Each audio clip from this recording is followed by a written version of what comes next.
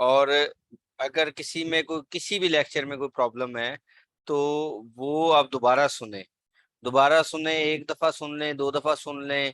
1 या 2 घंटे डेली के या 3 घंटे डेली के एक रिवीजन के भी लाजमी अपने पास रखें कि आपने फर्स्ट फर्ज करें प्रोडक्ट हंटिंग से दोबारा से कोई रिवीजन करनी है, शायद कोई पॉइंट मिस हुआ हो, या अपने पास आपने नोट्स बनाए हुए हो कि ये वाले नोट्स थे, एक दफा उनको दोबारा से रिवाइज करें, नजर मारें, और वो सारी चीजें जो है वो आपको क्लियर हो जाए। तो इस तरह की चीजें जो है ना वो आप अपने पास लाजमी बना के रखें। क्योंकि अल्टीमेटली होगा क्या कि जब आपके पास कोई क्लाइंट आ जाएगा या कोई आपके पास कोई भी प्रोजेक्ट आ जाएगा तो वो फिर आप कहेंगे कि 1 मिनट रुक जाए, मैं ये देख के बता देती हूँ या बता देता हूँ, तो वो इतना टाइम नहीं होता। वो अक्सर आपको इंटरव्यू पे कॉल पे ले लेता है। तो वो फिर चीजें जो है ना वो फिर आपको बतानी पड़ती हैं, उनको डिफाइन करनी पड़ती हैं कि हम आपका जो प्रोडक्ट है या आपका जो हम जो है वो आपकी प्रोडक्ट इस तरह से लेकर चलेंगे, इस तरह से हम काम करेंगे, वो सारी चीज इस तरह से होंगी। ठीक है। तो वो आप लोग अपने पास साथ साथ में रिवीजन भी करते रहा करें। कोई क्वेश्चन हो तो अगली क्लास में आके वो वाला क्वेश्चन भी आप पूछ सकते हैं जो प्रीवियस से आपसे रेलिवेंट हो। कुछ भी हो, कोई मैंने चीज मिस कर दी हो, बताते हुए नहीं क्लियर हुई, वाजे नहीं हुई, चीजें नहीं अभी तक उस तरह से क्लियर हो पाई, तो आप दोबारा पूछे, क्वेश्चन करें। क्योंकि ये आपका राइट है, ये आपका हक है, आपने बार बार क्वेश्चन करना। और मैं आपको कभी भी इस बात पे नहीं रोकूंगा कि आप एक ही सवाल को बार बार रिपीट क्यों कर रहे हैं, बार बार क्यों पूछ रहे हैं। ठीक है। और आप लोगों का ग्रुप ओवरऑल ऑन होता है, ओपन होता है, मुझे जैसी टाइम मिलता है अगर उसमें मैं देखता हूँ कोई एक तो आप लोग खुद भी उसका आंसर कर लेते हैं, एक दूसरे की हेल्प कर रहे होते हैं। लेकिन अगर इन केस किसी में किसी चीज में कोई प्रॉब्लम आ रहा हो किसी को, तो वो मैं वहां पर आंसर कर सकता हूँ और आंसर दे सकता हूँ। तो वापस आते हैं जी कि हम ये बैम्बू यूटेंसिल्स के ऊपर ये एक प्रोडक्ट है, जिस तरह से इसका मेन प्रोडक्ट है, फर्ज करें ये वाली, इसका देखें ये मेन इमेज था। मेन इमेज भी और वाइट बैकग्राउंड के साथ आप ये यहाँ पर ये देखें एक इसका इसने लाइफस्टाइल इमेजेस बाकी यूज किए हुए हैं। एक उसने इसकी डायमेंशन यूज कर ली है, ये डायमेंशन वाला आप बना सकते हैं। मेन इमेज आपने उस क्वालिटी के तहत बनाना है। बाकी ये लाइफस्टाइल इमेजेस हैं जो कि यूज हुए हैं रियल टाइम। ये खैर इतना अच्छा तो शायद उसने नहीं लिखा, लेकिन इसका ए प्लस ये देखें, ये ए प्लस कॉन्टेंट है।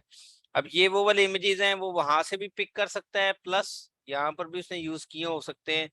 अगर यहाँ पे यूज देखे इसने, यहाँ पे कोई भी नहीं यूज किया हुआ, तो ये जो होगा ये डिफरेंट भी आप यूज कर सकते हैं। यहाँ पर जो इमेजेस आप वहां पे नहीं यूज कर सके या ज्यादा उसको क्लियर अंदाज में नहीं दिखा सकते, वो आप यहाँ पे यूज करते हैं। ये देख रहे हैं, ये वाला इमेज उसने वहां पे यूज किया है, और आई थिंक सो ये वाला भी इमेज यूज किया हुआ है। तो उसने एक ही मॉड्यूल के अंदर इन तीनों इमेजेस को भी दिखा दिया है। ये देख रहे हैं, यहाँ ये वाला एक इमेज उसने यूज किया हुआ है यहाँ पे। तो आप इसको एक ही मॉड्यूल के अंदर 3 इमेजेस यहाँ पे दिखा दिए उसने। ये वाले इस तरह ये देखें, ये इमेजेस हैं यहाँ पड़े हुए। ये रियल टाइम लाइफस्टाइल इमेजेस यहाँ पे यूज किए हुए उसने। यहाँ पर आप मल्टीपल इमेजेस को यूज करके उसको वो यहाँ पे दिखा सकते हैं और यहाँ पे एडिट कर सकते हैं। यहाँ आप चाहें तो आप अपने उन इमेजेस के ऊपर जो है वो कुछ लिखना चाह रहे हैं टॉप के ऊपर, तो वो भी यहाँ पे लिख सकते हैं। और अगर जो है वो और इस तरह की चीज कर सकते हैं आप। ठीक है।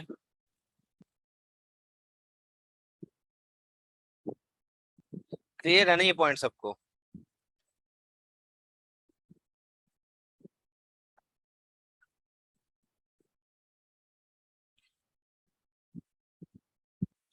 अच्छा जी, बड़े मोस्ट इम्पोर्टेंट टॉपिक की तरफ आ रहे हैं।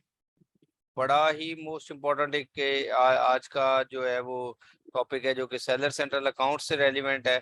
उसको हम डिस्कस करने जा रहे हैं, उसको हम करने जा रहे हैं। बहुत मोस्ट इम्पोर्टेंट चीज़ है।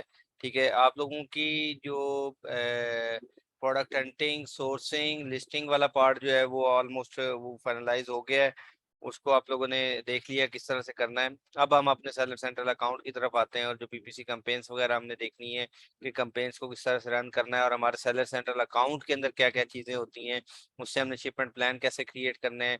चाइना में हमारी प्रोडक्ट मैन्युफैक्चर हो गई है, मैन्युफैक्चरिंग के बाद हमने जो प्रोसेस डालना है, ये यहाँ से चाइना से हमने अमेजोन के वेयर हाउस तक अपनी प्रोडक्ट को किस तरह से पहुँचाना है। वो जो आपने वो जब सोर्सिंग के दौरान अपने क्लाइंट से रब्ता किया होगा, सप्लायर से रब्ता किया होगा, तो उसने आपसे पूछा होगा कि वेयर हाउस कैसे, वेयर हाउस का मुझे एड्रेस दे दें। तो वो वेयर हाउस तो आपको एग्जैक्ट नहीं पता होता कि आपने आपकी प्रोडक्ट किस वेयर हाउस के अंदर जाएगी। तो वो याद रखें, वो जो प्रोडक्ट आपके वेयर हाउस के अंदर जाती है या वहां तक जो डिलीवर होगी, वो अमेजोन ही आपको एड्रेस देगा कि इस वेयर हाउस में, वो अमेजोन सिलेक्ट करेगा वो वाला वेयर हाउस। तो उसकी तरफ हम बढ़ते हैं कि वो वेयर हाउस कौन सा वाला होगा या किस तरह से होगा, और हम उसको किस तरह से लेके चल रहे होंगे। तो अभी मैं 1 मिनट अपना वो seller centre account log in कर लूँ।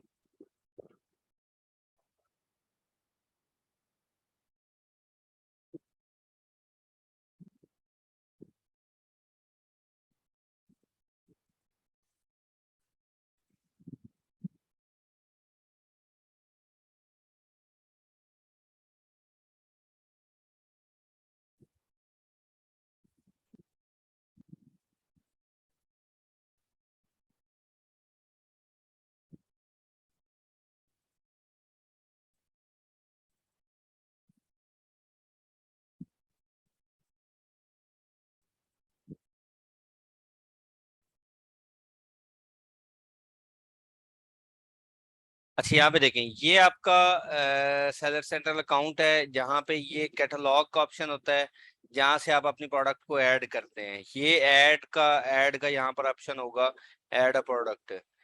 यहाँ पर अगर आपने अपनी प्रोडक्ट को, फर्ज करें मी टू करना है, जो होलसेल की प्रोडक्ट है, तो वो आप सिंपली क्या करते हैं कि एक प्रोडक्ट आप उठाते हैं, जिस प्रोडक्ट को फर्ज करें इसी को मैं मी टू करना चाह रहा हूँ, तो वो सिंपली आप यहाँ से पिक करते हैं और यहाँ पर ऐड कर देते हैं उसके एसन। और यहाँ पर ये आपकी प्रोडक्ट इस तरह से हो रही होती है। ये देखिए, इसको ऑलरेडी 2 लोग जो हैं वो बेच रहे हैं यहाँ पे, ठीक है। अब वो 2 लोग, या ये खुद भी एफपी और एफपीएम कर सकता है, दोनों चीजें हो सकती हैं, या ये जो है वो ऑटोमेटिकली उसको यहाँ पे बेच रहा है। अच्छा, यहाँ पर देखें, ये यूपीसी और ईएएन नंबर, ये चीज लास्ट टाइम डिस्कस करने वाली रह गई थी, आई थिंक सो। ये मैंने आपको बता दिया था कि नहीं बताया था? सर ये नहीं बताया था। अच्छा, ठीक है।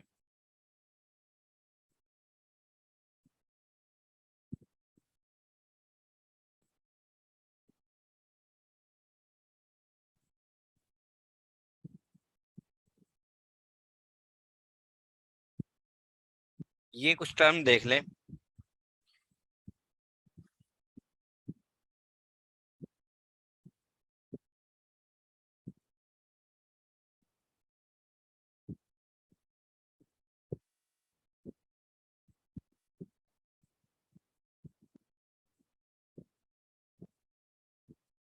अच्छा, यूपीसी क्या होता है? Universal product code.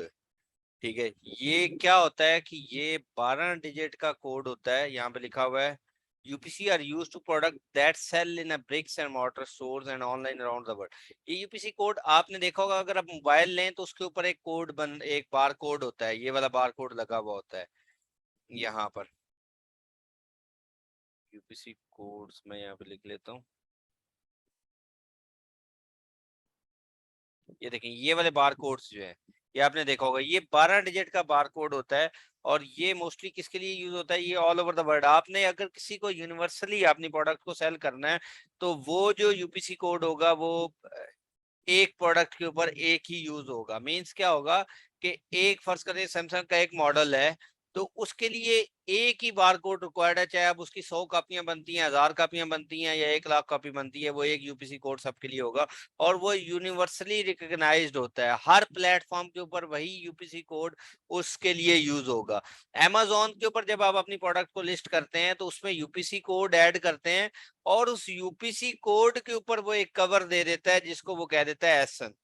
Back and पे, क्योंकि यूनिवर्सल उस प्रोडक्ट के ऊपर कोड होना चाहिए लाजमी, क्योंकि आप जब भी जैसे वॉलमार्ट के ऊपर चले जाएं, आप ईबे पे चले जाएं, तो वही यूपीसी कोड जिस प्रोडक्ट को आपने अमेजोन के साथ अटैच किया हुआ था, वही सेम कोड उस प्रोडक्ट के साथ आपका अटैच रहेगा। वो सारी जिंदगी समझे उसका पार्ट बन गया उसको प्रोडक्ट का। आप उस यूपीसी कोड को उसके साथ अटैच करके उसको प्रिंट करवा के वहां भिजवा सकते हैं। तो यहाँ पर अगर आप देखें, तो मैंने एसएन डाला है, तो उसने ये मुझे एक यूपीसी कोड दे दिया। ये कौन सा यूपीसी कोड था जो मैंने जब लिस्टिंग के दौरान, जो स्टार्ट में मैंने आपको ये यहाँ पे बताया था, ये वाली लिस्टिंग जो है, ये देखिए, I am adding a product not sold on Amazon पे आता हूँ मैं जो लास्ट टाइम हमने ये जो लिस्ट करना चाहिए थी, वो देखें, वो स्टोर हो सकता है, वही रिजल्ट है। जिसके ऊपर हमने वर्किंग की थी। ये जो यूपीसी कोड है ये यहाँ पर आपका यूज होगा। अब ये देखें, जब आपने यूपीसी कोड ये बाय करना पड़ता है, ये 12 डिजिट का कोड होगा जिसको आपने बाय करना है यहाँ से और इसको लगाना है। इसके बगैर आपकी जो है वो प्रोडक्ट लिस्ट नहीं हो सकती। हर प्रोडक्ट के ऊपर ये आप अपने क्लाइंट को बता दें तो वो आपको प्रिंट करके आपकी हर प्रोडक्ट के ऊपर भी लगा सकता है वो कोड।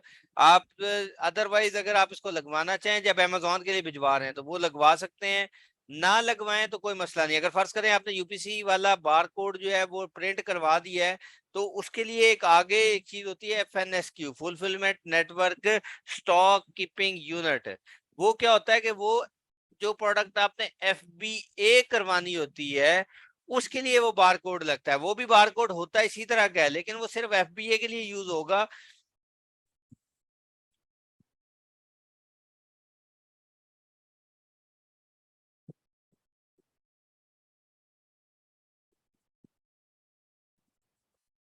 वो इस तरह का, ये देखें, ये बार कोड होगा। ये अपने इस बात में कंफ्यूज नहीं हो जाना कि यूपीसी एक वो जो है ये यूपीसी भी लगेगा और बारकोड भी लगेगा। ये देखें, ये वाला ये बारकोड होता है जो कि आप बारकोड जनरेट करते हैं। और ये किसके लिए यूज हो रहा होगा? ये सिर्फ फुलफिलमेंट के लिए, जब आपने एफबीए करवाना है उसके लिए यूज होगा। अगर आप एफबीए नहीं करवा रहे अपनी प्रोडक्ट को, सिर्फ एफबीएम करवा रहे हैं, तो फिर इस बारकोड की जरूरत ही नहीं, वो तो आपने अपने वेयर हाउस के लिए रखना होता है। तो ये वाले जो बारकोड होते हैं ये हम इसलिए जनरेट करते हैं कि हम अपनी अमेजोन को पहले बताना चाह रहे हैं कि हमारी प्रोडक्ट यहाँ से आ रही है और यहाँ पे डिलीवर होगी, तो इनको कहा जाता है एफएनएसक्यू। और ये वाले जो यूपीसी कोड है ये यूनिवर्सल होते हैं, ये किसी भी प्रोडक्ट के साथ अटैच होते हैं। ये वन टाइम होता है और एक दफा आपको लगाना पड़ता है। जैसे मोबाइल फोन है तो हर मोबाइल फोन के डिफरेंट मॉडल के ऊपर डिफरेंट यूपीसी कोड अटैच हुआ होगा, लेकिन वही डिफरेंट एक मॉडल की अगर 100 कॉपी, 1000 कॉपी, लाख कॉपी है वो बनी हुई है तो वो उसके लिए वही सेम बार कोड चल रहा होगा। बात समझ आ गई? ये क्लियर है ना ये वाला पॉइंट? सर ये हम कहाँ से बाय करेंगे? अच्छा, ये वाला एक अच्छा सवाल है कि ये वाला हमने कहाँ से बाय करना है, ये भी मैं आपको सिखाता हूँ, ठीक है, कि हमने ये बाय कहाँ से करना है। लेकिन यहाँ तक क्लियर है ये वाली बात। और एफएनएसक्यू हमने कहाँ से अटैच करना है वो भी मैं आपको बताता हूँ। वैसे यहाँ तक क्लियर है बात की यूपीसी क्या होता है और ईएएन क्या होता है। यूपीसी क्या होता है ये क्लियर है ना? ईएन मैं बताता हूँ आपको। यहाँ तक क्लियर है यार? कोई रिस्पॉन्स ही दे दें, मैं वरना आगे पढ़ाता चला जाऊंगा फिर आप सर लोगों को समझ नहीं यूपी आएगी। की समझ आ गई है, एफएनएसक्यू की समझ नहीं आई। अच्छा, एफएनएसक्यू की समझ नहीं आई।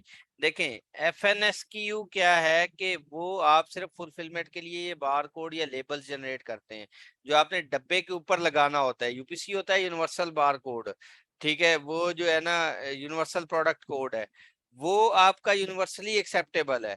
और ये जो एफएनएसक्यू होता है ये सिर्फ एफबीए के लिए आप यूज करते हैं, जब आपने प्रोडक्ट एफबीए करवानी है उसके लिए आपने यूज करना है। और ये सिर्फ इन्वेंट्री वहां पर जो एफबीए के अंदर भिजवा रहे होते हैं इन बार कोड्स को वहां पे यूज। और ये वाले हम जनरेट करके अपने सेलर को भी देते हैं कि सप्लायर को, कि ये वाले बार कोड हमारी हर प्रोडक्ट के ऊपर और जो मेन केस है या जो बड़ा डब्बा है उसके ऊपर ये लगा दे, तो वो ये लगा देता है। ये मैं आज आपको जनरेट करना भी सिखाऊंगा कि आपने किस तरह से जनरेट करना है, ठीक है।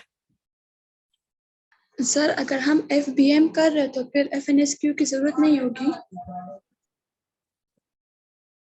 फिर एफएनएसक्यू की जरूरत नहीं है, बिल्कुल फिर जरूरत नहीं है,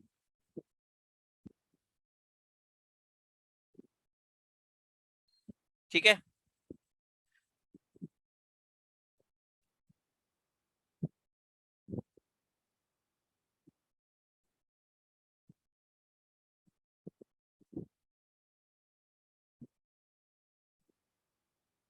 तो यहाँ पर ये जो चीज है वो यूपीसी के अंदर काउंट होगी, ये यूपीसी के अंदर आ रही होगी। अच्छा, ईएन क्या होता है? वो यूरोपियन आर्टिकल नंबर होता है। जब आपने यूके की मार्केट प्लेस के अंदर अपनी प्रोडक्ट को लिस्ट करना होता है तो वो ईएन नंबर के थ्रू जो है वो लिस्ट करते हैं। और ये जो यूपीसी है ये आपका जो यूएसए है उसके लिए मोस्टली यूज होता है, वहां पर आप उसको यूज कर रहे होते हैं,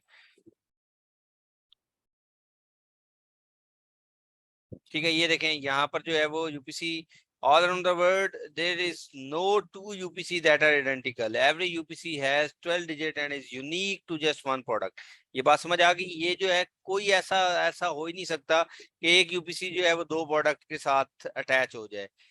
वो उसकी आइडेंटिटी बन जाती है। वो यूपीसी कोड जो है वो पूरी दुनिया में वो प्रोडक्ट जो है उस यूपीसी कोड के साथ रिकॉग्नाइज होगी कि ये प्रोडक्ट जो है, ये वाली प्रोडक्ट का जो कोड है, ये इस प्रोडक्ट को रिप्रेजेंट कर रहा है। ठीक है, तो वो जो आइडेंटिकल होगा वो यूपीसी कोड होगा। आपने अक्सर जगहों पे देखा होगा, हर जगहों पे छपा हुआ होता है। अगर आप कोई भी प्रोडक्ट बाय करते हैं जो इंटरनेशनल लेवल की होती है कुछ भी, तो उसके ऊपर एक यूपीसी लगा हुआ होगा। मोस्टली मोबाइल फोन्स के ऊपर आपने देखा होगा। तो वो जो यूपीसी होता है वो उसी एक प्रोडक्ट का एक आइडेंटिकल होता है, मतलब उस एक वेरिएशन का, चाहे उसकी 1000 कॉपी है, 2000 कॉपी है, 5000, जितनी भी है, वो एक ही यूपीसी उसके लिए यूज होगा। हाँ, उसमें कोई वेरिएशन आ जाएंगी, जैसे स्मॉल मीडियम, तो फिर 3 यूपीसी लग जाएंगे, जिस तरह से मैंने उस दिन भी आपको दिखाया था। ठीक है, so it easy to identify that the product when the barcode is scanned or looked up. The law required to add a UPC barcode to each product that to sell, but if you have 500 units of the same product, you don't need 500 different UPCs. You only need one, and that same one goes on each of the 500 units. ये बात हमने कर ली है कि अच्छा, EN क्या है? वो यूरोपियन आर्टिकल नंबर है। वो भी बिल्कुल एग्जैक्टली यूपीसी की तरह सेम होता है। जैसे वो जो है वो 12 डिजिट होता है, ये 13 डिजिट का होता है। और ये जो है वो मोस्टली जो यूरोपियन प्लेसेस है वहां के लिए जो है वो इस्तेमाल होता है। एक होता है ISBN, international standard book number. ये क्या है कि जो बुक्स के ऊपर लगता है वो आईएसबीएन नंबर होता है, ये बार कोड होता है। वो आप वहां पर उसके ऊपर अटैच है। बुक्स के ऊपर भी आपने देखा होगा वो एक बार कोड लगा हुआ होता है, वो बार कोड आईएसबीएन नंबर होता है, वो आप उसके ऊपर लगाते हैं।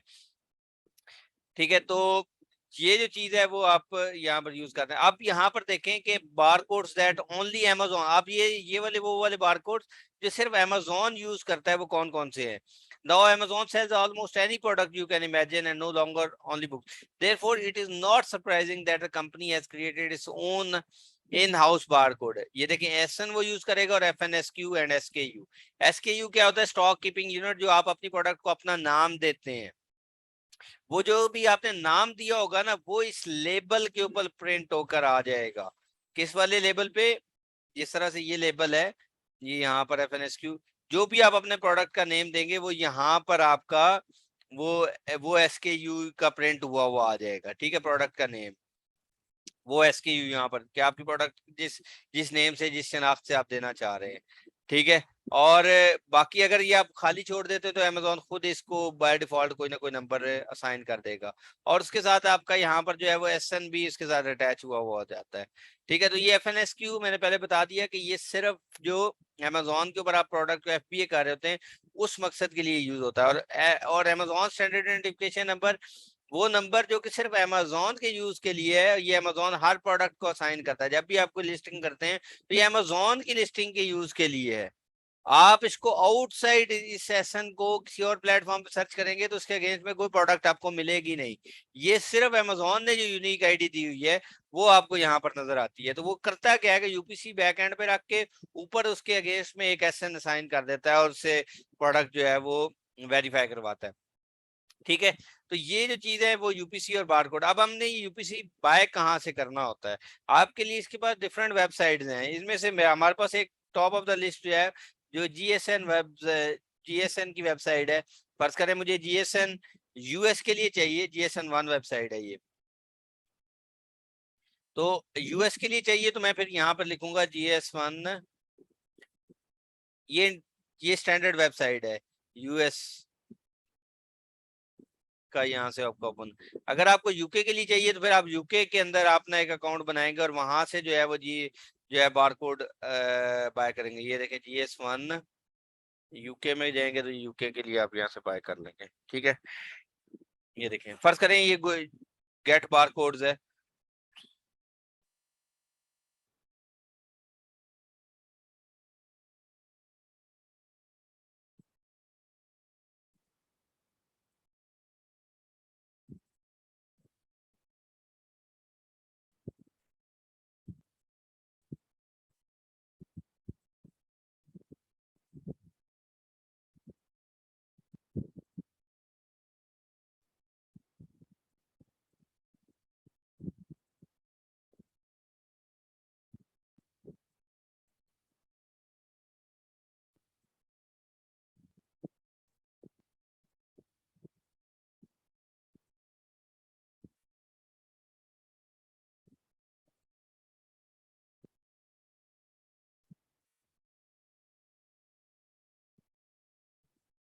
अच्छा हाँ, ये वाली चले, ये वाली मैं बात बता देता हूँ कि हंटिंग करने के बाद आपने अपने कस्टमर को कैसे प्रोडक्ट सबमिट करवानी है, वो वाली भी मैं आज आपको बताऊंगा।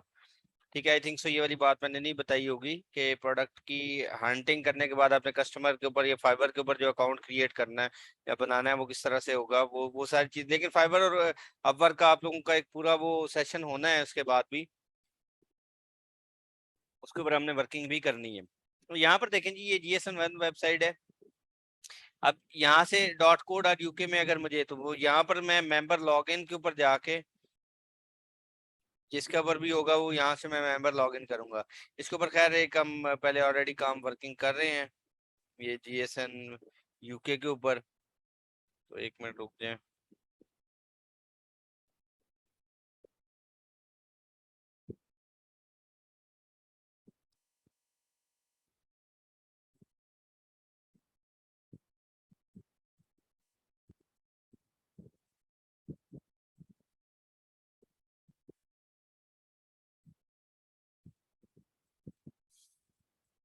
आपने जिसका भी बार कोड करना होगा, जहाँ पे भी फर्ज करें US के लिए होगा तो वो वहां के आप उसके ऊपर जाएंगे। फर्ज करें US के लिए आप बाय करना चाह रहे हैं तो फिर US की वेबसाइट खोलेंगे। अगर UK के लिए जाना चाह रहे हैं तो UK के लिए खोलेंगे। फर्ज करें मैं जो है वो UK के लिए जाना चाह रहा हूँ, तो यहाँ पर जो है वो आप डालेंगे अपना पासवर्ड। लेकिन मैं जाहिर सी बात है अभी कहता हूँ कि मैं बिल्कुल न्यू स्टार्ट करने जा रहा हूँ, तो गेट स्टार्टेड के ऊपर जाता हूँ। तो वहां से वो मुझसे पूछेगा कुछ चीजें कि आप जो है वो, एक मिनट वेट कीजिएगा।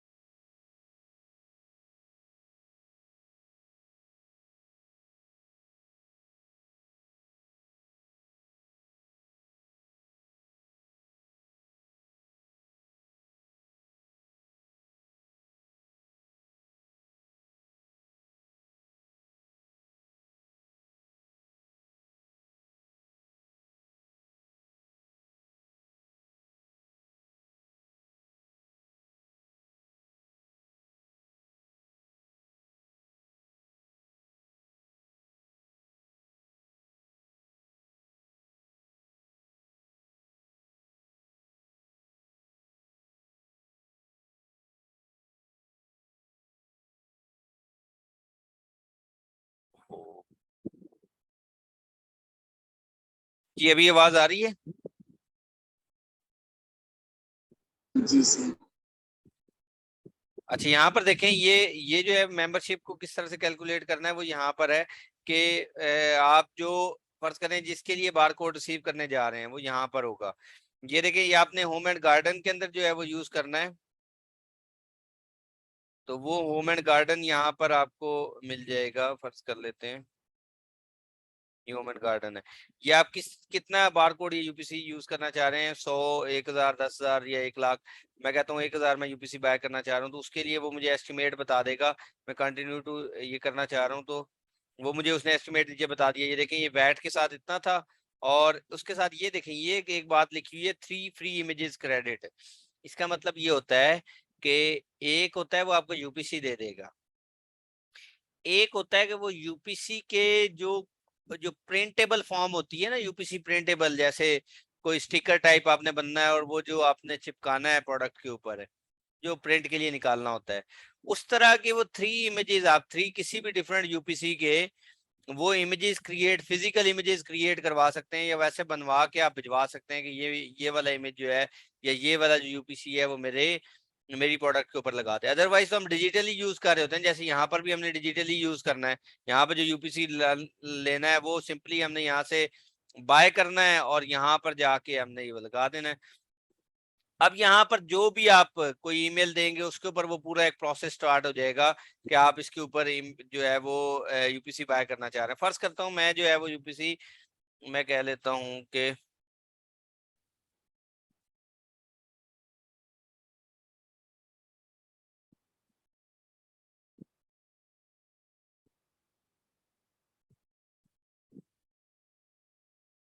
ये सबको समझ आ रही है ना बात ये वाली?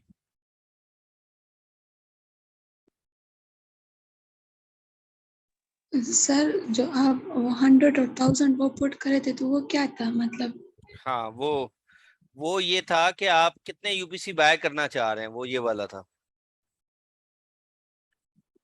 50 करना चाह रहे हैं, 100 करना चाह रहे हैं, कितने यूपीसी बाय करना चाह रहे हैं उसके लिए।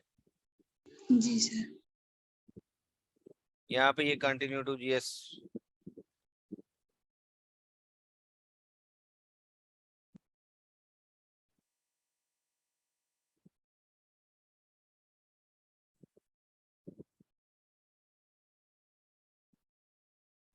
या एक काम करें, आप लोग मुझे कोई अपनी ईमेल दे दें, मैं आप लोगों की ईमेल को यूज करके बना देता हूँ। मतलब पूरा प्रोसेस तो नहीं होगा, वो जाहिर सी बात है एंड पे तो वो होगा, क्या नाम है कि खाली मेंशन्ड होगा। आप सिर्फ मुझे अपनी कोई ईमेल दे दें जो भी बनवाना चाह रहे हैं। ठीक है, नहीं सर ये स्टिकर्स का भी दोबारा बताइएगा, ये आप क्या बता रहे थे इसमें?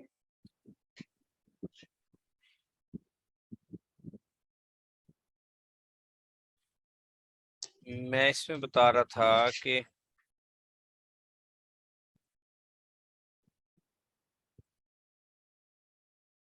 जी जी, मैं इसमें स्टिकर्स में बता रहा था कि ये जो 3 स्टिकर्स है ना, ये इमेजेस है। मतलब एक चीज होती है कि आप अपनी प्रोडक्ट, एक तो आपने यूपीसी 1000 खरीद लिए, वो डिजिटल आपके पास मौजूद है, वो यूपीसी कहीं पे भी यूज हो सकते हैं। वो चाहे आप ईबे पे यूज करना चाहें, उसको वॉलमार्ट पे यूज करना चाहें, आप अमेजोन पे यूज करना चाहें, कहीं पर भी वो यूनिवर्सल होते हैं यूपीसी ना। ठीक है, अब फर्ज करें उसका आपने कोई एक उसी यूपीसी का कोई प्रिंटेबल फॉर्म बनानी है, तो ये जीएसएन वेबसाइट जो है वो आपको एक प्रिंटेबल फॉर्म भी जनरेट करके दे सकती है, जो कि 3 इमेजेस क्रेडिट कर सकते हैं। ज्यादा फिर वो इमेजेस क्रेडिट करने होंगे तो उसके लिए फिर आपको एक्स्ट्रा पे करना होगा। ठीक है, जो फिजिकल आपको चाहिए होते हैं ना, फिजिकल, जैसे आपने किसी प्रोडक्ट के ऊपर यूपीसी लगाना है, फर्ज कर मोबाइल फोन है, मोबाइल फोन के ऊपर प्रिंटेबल फॉर्म में कोई कहता है कि क्लाइंट कहता है मुझे यूपीसी प्रिंटेबल फॉर्म में वो भेज दें, या वो जो जिसको मैं प्रिंट कर सकता हूँ, एक लेबल जनरेट हुआ हुआ ना, जो लेबल बना हुआ होता है इस तरह की फॉर्म में, इस तरह की फॉर्म में मुझे बनाकर भेज दें, मैं उसको वहां पे फौरन लगा दूं उसको। ठीक है, तो वो ये वाली बात हुई हुई है।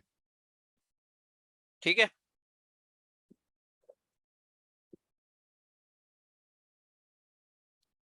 क्लियर है ना ये पॉइंट?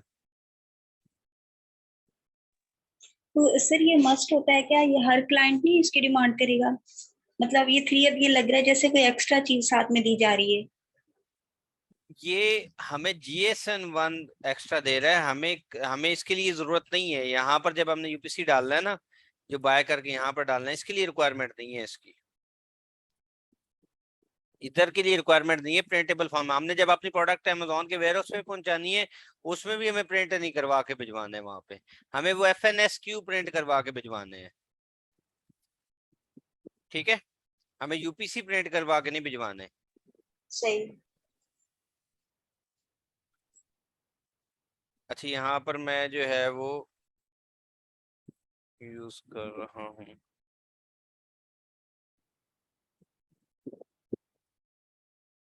मैं पासवर्ड सेट कर देता हूँ।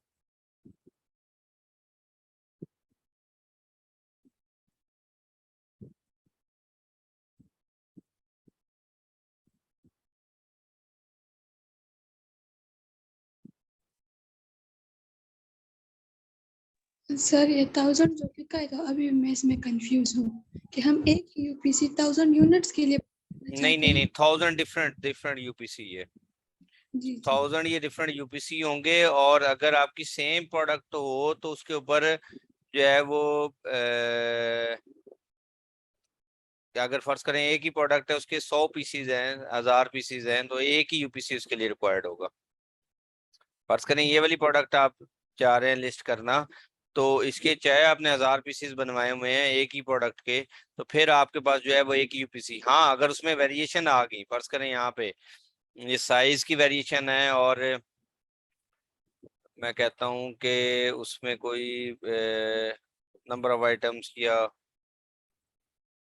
इसमें मटेरियल टाइप की कोई है, फर्ज करें साइज और मटेरियल टाइप है।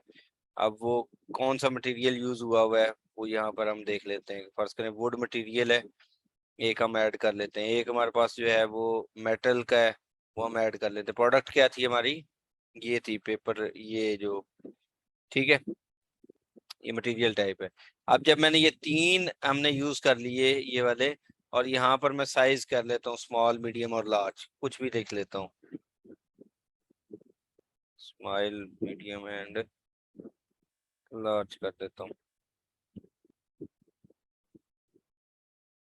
तो यहाँ पर जो अब यूपीसी रिक्वायर्ड होंगे, ये देखें यहाँ पर जो यूपीसी रिक्वायर्ड होंगे वो आपको अब इस हिसाब से होंगे। ये देखें तकरीबन 9 यूपीसी रिक्वायर्ड होंगे, यहाँ पर भी आपको नजर आ जाएगा। 3 ये इसके लिए और 3 इसके लिए, मतलब टोटल 9 यूपीसी। क्योंकि ये देखें स्मॉल के ये 3 हो गए, मीडियम के ये 3 हो गए, लार्ज के ये 3 हो गए, टोटल कितने हो गए, 9 यूपीसी रिक्वायर्ड होंगे। ठीक है।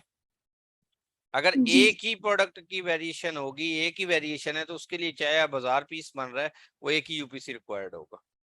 एक प्रोडक्ट है, एक ही कलर, जितने कलर या वेरिएशन ऐड होते जाएंगे उतने यूपीसी बढ़ते जाएंगे उसके लिए। ये पॉइंट क्लियर है ना। जी सर अब समझ आ यूपीसी गई। या ईएन जो है, चलें ठीक हो गया। अब यहाँ पर मैं जो है वो कोई कोड लगा देता हूँ, इसको कितना क्या।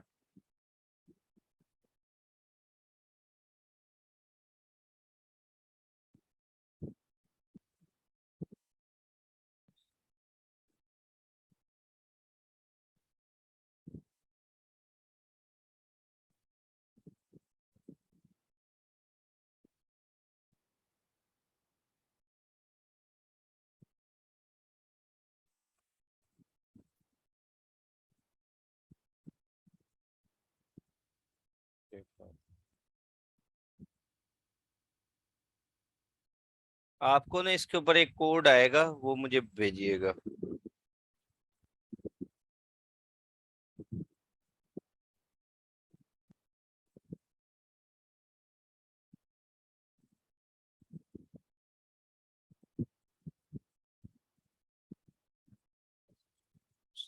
एग्जीक्यूट क्यों नहीं कर रहा वो।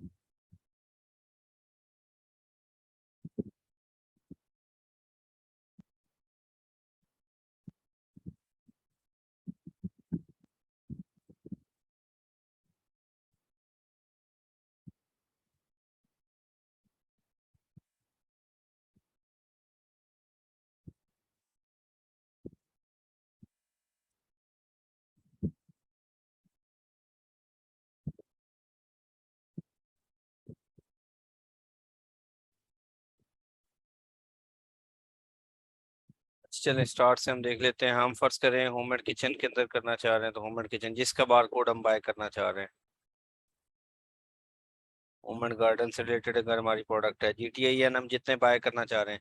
जीटीआईएन पहले मैंने आपको बता दिया कि वो, और कंपनी का टर्नओवर फर्ज करें मैं कहता हूँ 25,000 है, तो वो मुझे कैलकुलेट कास्ट करवा देगा वैट और विदाउट वैट की। Continue to join.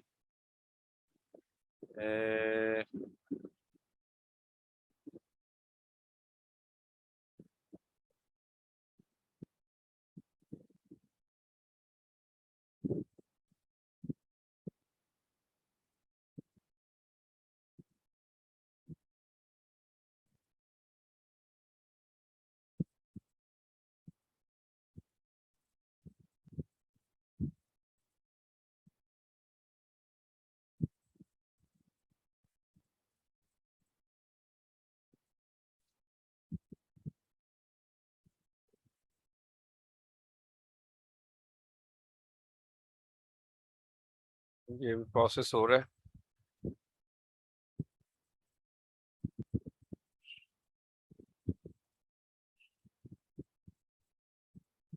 ये देखें जी, ये जो है वो यहाँ पर अब आपका पहला स्टेप मुकम्मल हो गया है। अब यहाँ पर वो आपकी कंपनी का नेम, जो कंपनी आपने यूके या यूएस के लिए रजिस्टर की होगी, यूके में जो रजिस्टर की होगी उसकी सारी डिटेल्स आप यहाँ पे डाल सकते हैं।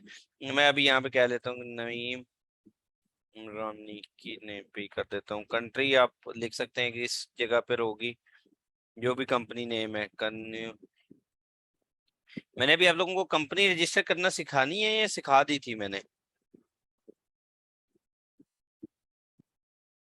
आई थिंक सो सिखा दी थी मैंने।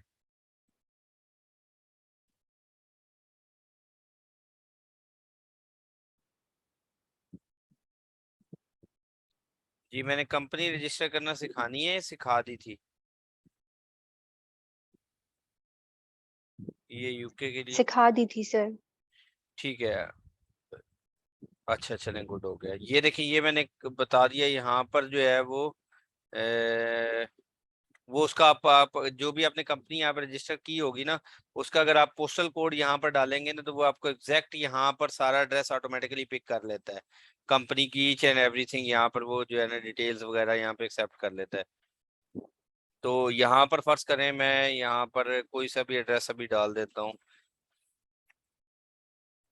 मैं कहता हूँ UB60AA का एड्रेस जो है कोई मिल जाता है मुझे, तो मैं ये वाला डाल देता हूँ। ठीक है,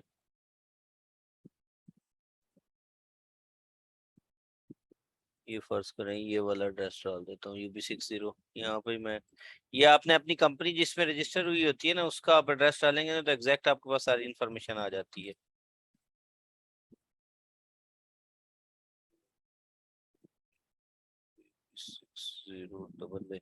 यहाँ पे देखिए, लुकअप के लिए जाएंगे तो आपको वही एड्रेस सारा दे देगा। ये देखें, उसने ये दे दी है। मैं ये कंफर्म कर देता हूँ। ये आपने अपनी कंपनी का एड्रेस यहाँ पे डालना होता है, क्योंकि कंपनी के नेम पे आपको वो दे देता है एग्जैक्ट। अब ये देखो, उसने एग्जैक्टली वही पिक कर ली है। आप कंट्री यहाँ पे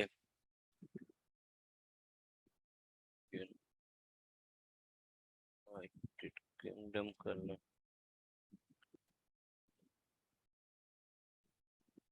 कंपनी की वेबसाइट है तो ठीक है। वैट अगर कोई आपके ऊपर है, वो वैट अगर आ रहा है तो नहीं, वो कर लें। कंपनी वैट नंबर यहाँ पे लिख लें। UK company house registration number, ये रजिस्ट्रेशन नंबर सर बड़ा ये इंपॉर्टेंट वैट होता है। नंबर क्या होता है? ये वैल्यू एडेड टैक्स नंबर होता है, जिसको वैट कहते हैं, जो आपका टैक्स नंबर है। जब आप अपनी वहाँ पे कंपनी रजिस्टर करवाते हैं, उसके बाद आप वैट के तौर पे अपने आप को रजिस्टर करवाते हैं, तो वो जो चीज होती है वो वैल्यू एडेड टैक्स नंबर होता है। जब आप अपनी कंपनी ओपन करते हैं तो वो कंपनी, आप कंपनी के नेम पर आपको एक रजिस्ट्रेशन नंबर मिलता है। वो रजिस्ट्रेशन नंबर आपने जो है ना यहाँ पर लिखना होता है। जब वो मैंने आपको लास्ट टाइम बताया था, तो वो आप यहाँ पर लिखेंगे। आप जिस टाइटल के ऊपर आप ये बनाना चाह रहे हैं, वो फर्ज करें जैसे ये नईम है, नईम एंड सर नेम बेशक आप कर लें उम्फानी, एंड यहाँ पे डॉट टाइटल यहाँ पर अपना मेंशन कर लें कि मेरा ये टाइटल होगा। फर्ज करें डायरेक्टर कर लें, उस कंपनी के डायरेक्टर हैं आप। टेलीफोन नंबर जो यूके वाला है, are you the best person for ये, यस, और कंफर्म टू ज्वाइन यूएस के। अभी वो देखें, मुझसे यहाँ से टेलीफोन नंबर मांगेगा, और क्या डिटेल उसने मांगी है? रेड और किसको किया उसने? सिर्फ ये टेलीफोन नंबर ही मांगा है अभी उसने। तो यहाँ पे यूएस यूके टेलीफोन नंबर बता देंगे। ये आपने अपने क्लाइंट का बताना है, मैं आपको एक डमी तरीका बता रहा हूँ इसको करने के लिए। मेरी समझ आ रही है ना बात सबको? सर जब हम क्लाइंट के लिए बनाएंगे, उनके लिए यानी बाय करेंगे, तो ये पोजीशन में आपने जो डायरेक्टर लिखा है जॉब में, तो इसमें हम क्या लिखेंगे फिर? जो उसकी कंपनी की डिटेल होंगी ना, वो यहाँ पे मेंशन करेंगे। ये यूके जी की सर। कंपनी की डिटेल होंगी।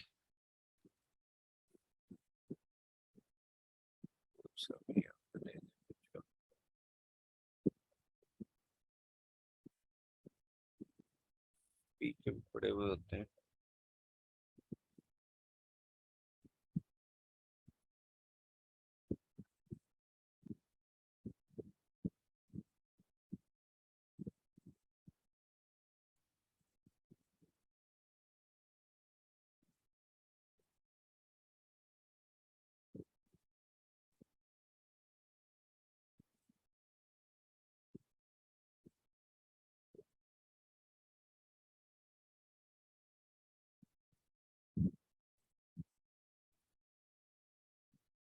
यहाँ से फ्री नंबर भी मिल जाते हैं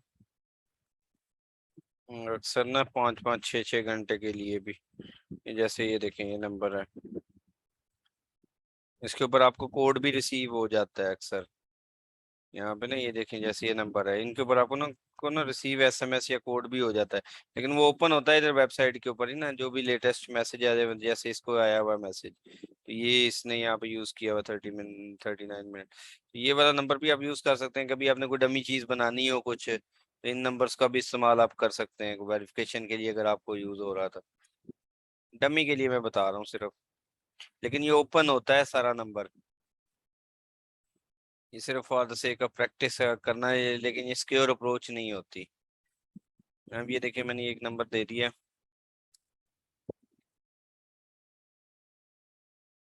ये देखिए उसने पहला वाला कर दिया है कि पहले स्टेप को उसने कंटिन्यू कर लिया। अब what does your company do, अब मैं यहाँ पर जी क्या क्या कुछ करता हूँ, मैं यहाँ पे लिख सकता हूँ, मैं B2B अब cell products directly to B2C करूंगा। How do you sell your product, मैं यहाँ पे retail own store, retail other store, through Amazon. ये देखें अमेजोन के ऊपर है, ओन वेबसाइट का भी कर सकता हूँ, ओन वेबसाइट के ऊपर भी बेचना चाह रहा हूँ। या वो पूछ रहा है to barcode, what is your reason for joining to barcode and for to RFD tags SN, ये बिल्कुल जी बार कोड सिर्फ लेना चाह रहा हूँ। Who are your currently trading with the planning to trade with, ठीक है, यहाँ पर आप मेंशन कर सकते हैं अमेजोन, पहला लिख लें अमेजोन के साथ जाना चाह रहा हूँ, फिर सेकंड आप ईबे डाल लें, ईबे, थर्ड आप वॉलमार्ट डाल लें, फोर्थ आप सी डिस्काउंट भी डाल सकते हैं। ये सी डिस्काउंट जो है ये एक फ्रांस का स्टोर है, जैसे अमेजोन है इसी तरह का ये एक है। अच्छा, फिफ्थ आप अलीबाबा बेशक डाल लें यहाँ पर। ये देखें, ये आपके पास ये 4 आ गए। अब ये आप यस करते जाएं। ये अब उन्होंने पूछा है कम्युनिकेशन फॉर GS क्योंकि you will receive important membership information from us by email, other yes I want to receive email, बेशक इसको नो कर देना, I don't want to receive emails. अच्छा, communication from third parties, you can send emails from our partner that could be interested, I don't want to receive emails, ठीक है। FB, are you products sold are going to sold in the US market and B classified as medical device USFD devices, अगर आप US में बेच रहे हैं तो ठीक है, नहीं तो फिर आप नो कर देंगे इसको। अगर इस तरह की कोई प्रोडक्ट है तो GS1 ग्लोबल प्रीफिक्स के ऊपर आई एग्री द टर्म्स और कंटिन्यू कर लेंगे।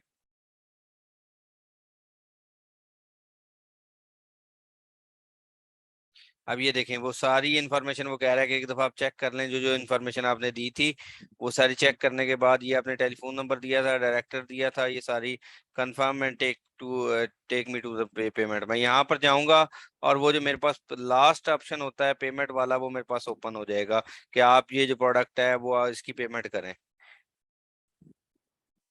जैसे ही आप पेमेंट की तरफ जाएंगे तो यहाँ पर आप अपना सिलेक्ट करेंगे, ऑनलाइन पेमेंट या डेबिट कार्ड के थ्रू आप करना चाह रहे हैं, कंटिन्यू करें इसको यहाँ पर, और उसकी सारी जो है वो इन्फॉर्मेशन डेबिट कार्ड की और अप्लाई करेंगे तो वो हो जाएगा। अगर आप ऑनलाइन के थ्रू करना चाह रहे हैं तो ऑनलाइन पे आप जाएं और यहाँ से कंटिन्यू करें और अपना जो है वो डेबिट कार्ड अटैच करें, डिटेल्स वगैरह को, और कंफर्म करें। ये जो पेमेंट $142 की है, ये आप पेमेंट को कंफर्म करें तो आपको 1000 जो UPC है वो आपको मिल जाएगा। यहाँ तक क्लियर है?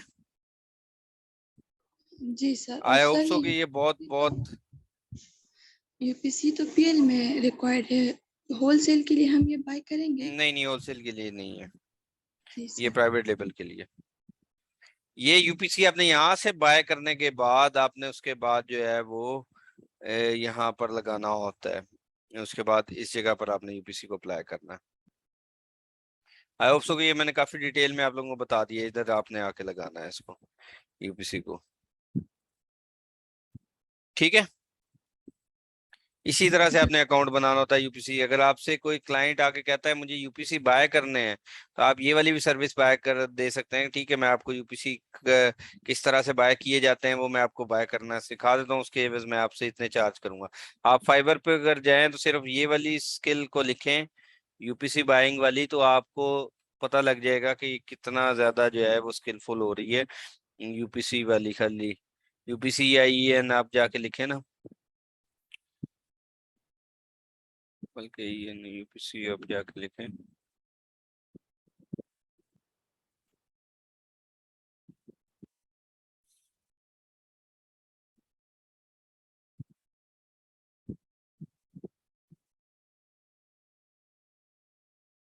क्यों नहीं लिस्ट कर रहा?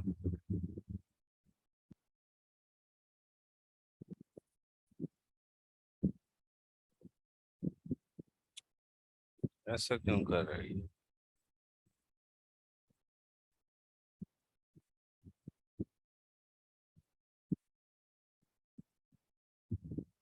बड़ा इजीली यहाँ पे सर्च होता है यूपीसी को तो। बहरहाल ये सर्विस भी यहाँ पर, ये भी यहाँ शो नहीं हो रही, बाद में मैं इसको दिखा दूंगा। लेकिन यहाँ पर जो है वो आपको ये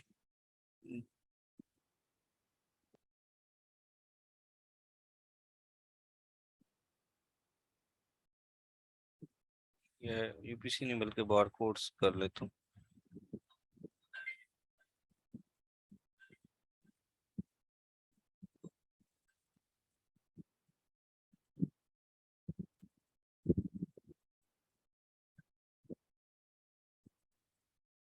यहाँ पर अगर आप आके देखें तो ये देखें, ये बार कोड्स के लिए है। Bar codes for your book, for ISBN के लिए है, क्यूआर कोड के लिए उन्होंने दिया हुआ है। ये देखें, ये बार कोड है, ये यूपीसी। और वो आईएसबीएन के लिए अगर आपने बार कोड लेबल, ये लेबल्स वगैरह के लिए क्यूआर कोड भी यहाँ पे मेंशन हुआ हुआ है।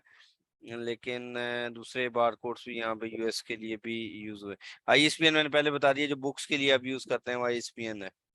तो यहाँ पर इस तरह की सर्विसेज भी बिक रही होती हैं। मोस्टली लोग जो है $10-15 चार्ज करके ये वाला अकाउंट जो है वो क्रिएट करके दे देते हैं क्लाइंट से। $15-20 के अंदर भी ये अकाउंट क्रिएट करके ये वाली सर्विस दे देते हैं, जो कि सिंपल आपकी 10 से 15 मिनट है। सारी डिटेल्स आपने क्लाइंट की यूज करनी है। एट द एंड आपने पेमेंट के लिए उसको बता देना है, ये पेमेंट करनी है। अब यहाँ से मैं कंटिन्यू करूंगा तो उसके पास वो जो बार को ये वाला ओपन हो जाएगा। यहाँ पे मैं अभी आपको दिखाता हूँ।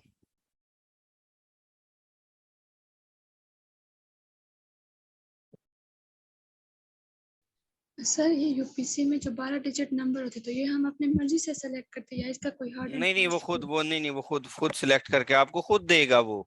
उसने 1000 बार कोड आपको जनरेट करके दे देने हैं, बस वो जब इशू हो जाएंगे उसके बाद वो फिर वो वाले बार कोड कोई और नहीं यूज कर सकता है 1 साल के लिए। वो 1 साल आपने 1 साल के अंदर अंदर यूज करना होता है, उसके बाद दोबारा उसको रिन्यू करना। यहाँ पर आप अपने कार्ड नंबर और वो सारी डिटेल देंगे तो ये यूपीसी कोड जो है ये बाय हो जाएंगे आपकी डिटेल पे। £142 आप इसमें करें, किसी के भी कार्ड से पेमेंट कर दें और ये आपके पास यूपीसी कोड इस डिटेल्स के ऊपर आप बाय कर सकेंगे। और आपके पास ये 1000 यूपीसी कोड आ जाएंगे जो आप हर प्लेटफॉर्म के ऊपर, जो भी यूनिवर्सल प्लेटफॉर्म है उनके ऊपर यूज कर सकते हैं। ठीक है। सर ये मेरे रिसीव किस फॉर्म में होंगे, ये कहाँ होंगे, इसके लिए कोई एड्रेस वगैरह देते हैं? ये यहाँ पर यूज होंगे, ये इस जगह पे यूज होंगे। ये जब यूपीसी या ईएन नंबर, जब आप यू यू .co.uk में यूज कर रहे होंगे तो फिर आप ईएन नंबर लिख लेंगे, या GTIN डाल के आप 13 डिजिट कर लेंगे तो उस टाइम आपके यूज होंगे। सर मेरा मकसद है कि जब ये बारकोड जनरेट जनरेट होंगे तो फिर ये जो कंपनी है ये कहाँ भेजेगी ये कोड? आपके उसी अकाउंट के ऊपर भेजेगी। मैं बल्कि 1 मिनट रुके हैं जरा। फिर बाद में इसके प्रिंट निकलवाने होते हैं? नहीं नहीं, प्रिंट नहीं निकलवाने होते।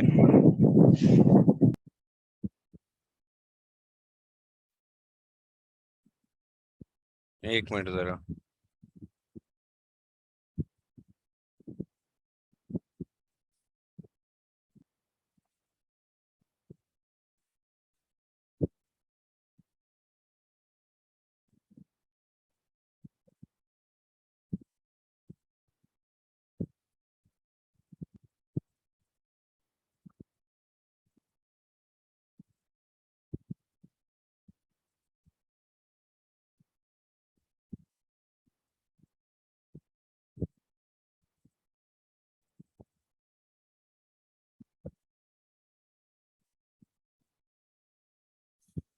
मेरे पास वो एक अकाउंट पड़ा था, मैं उसको दिखा देता हूँ आपको।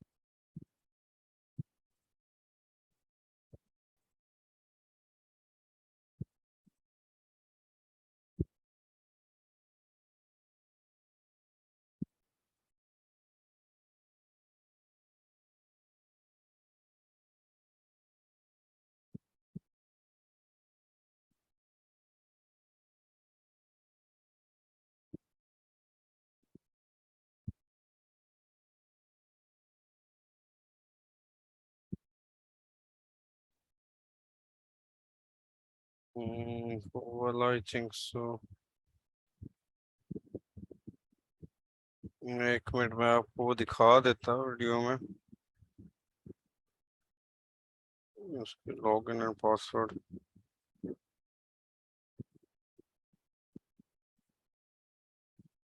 बहरहाल उसमें ना आपको ये जब आप ये पेमेंट करते हैं ना तो 1000 जो यूपीसी कोड है वो आपको कोड की सूरत में मिल जाता है, फिर आप उनको यूज कर सकते हैं यहाँ पर। पहले आप उनको वहां पे साइन करते हैं, साइन करने के बाद फिर आपको इनको यहाँ पे यूज कर सकते हैं, तो वो आपके एक्टिव हो जाते हैं।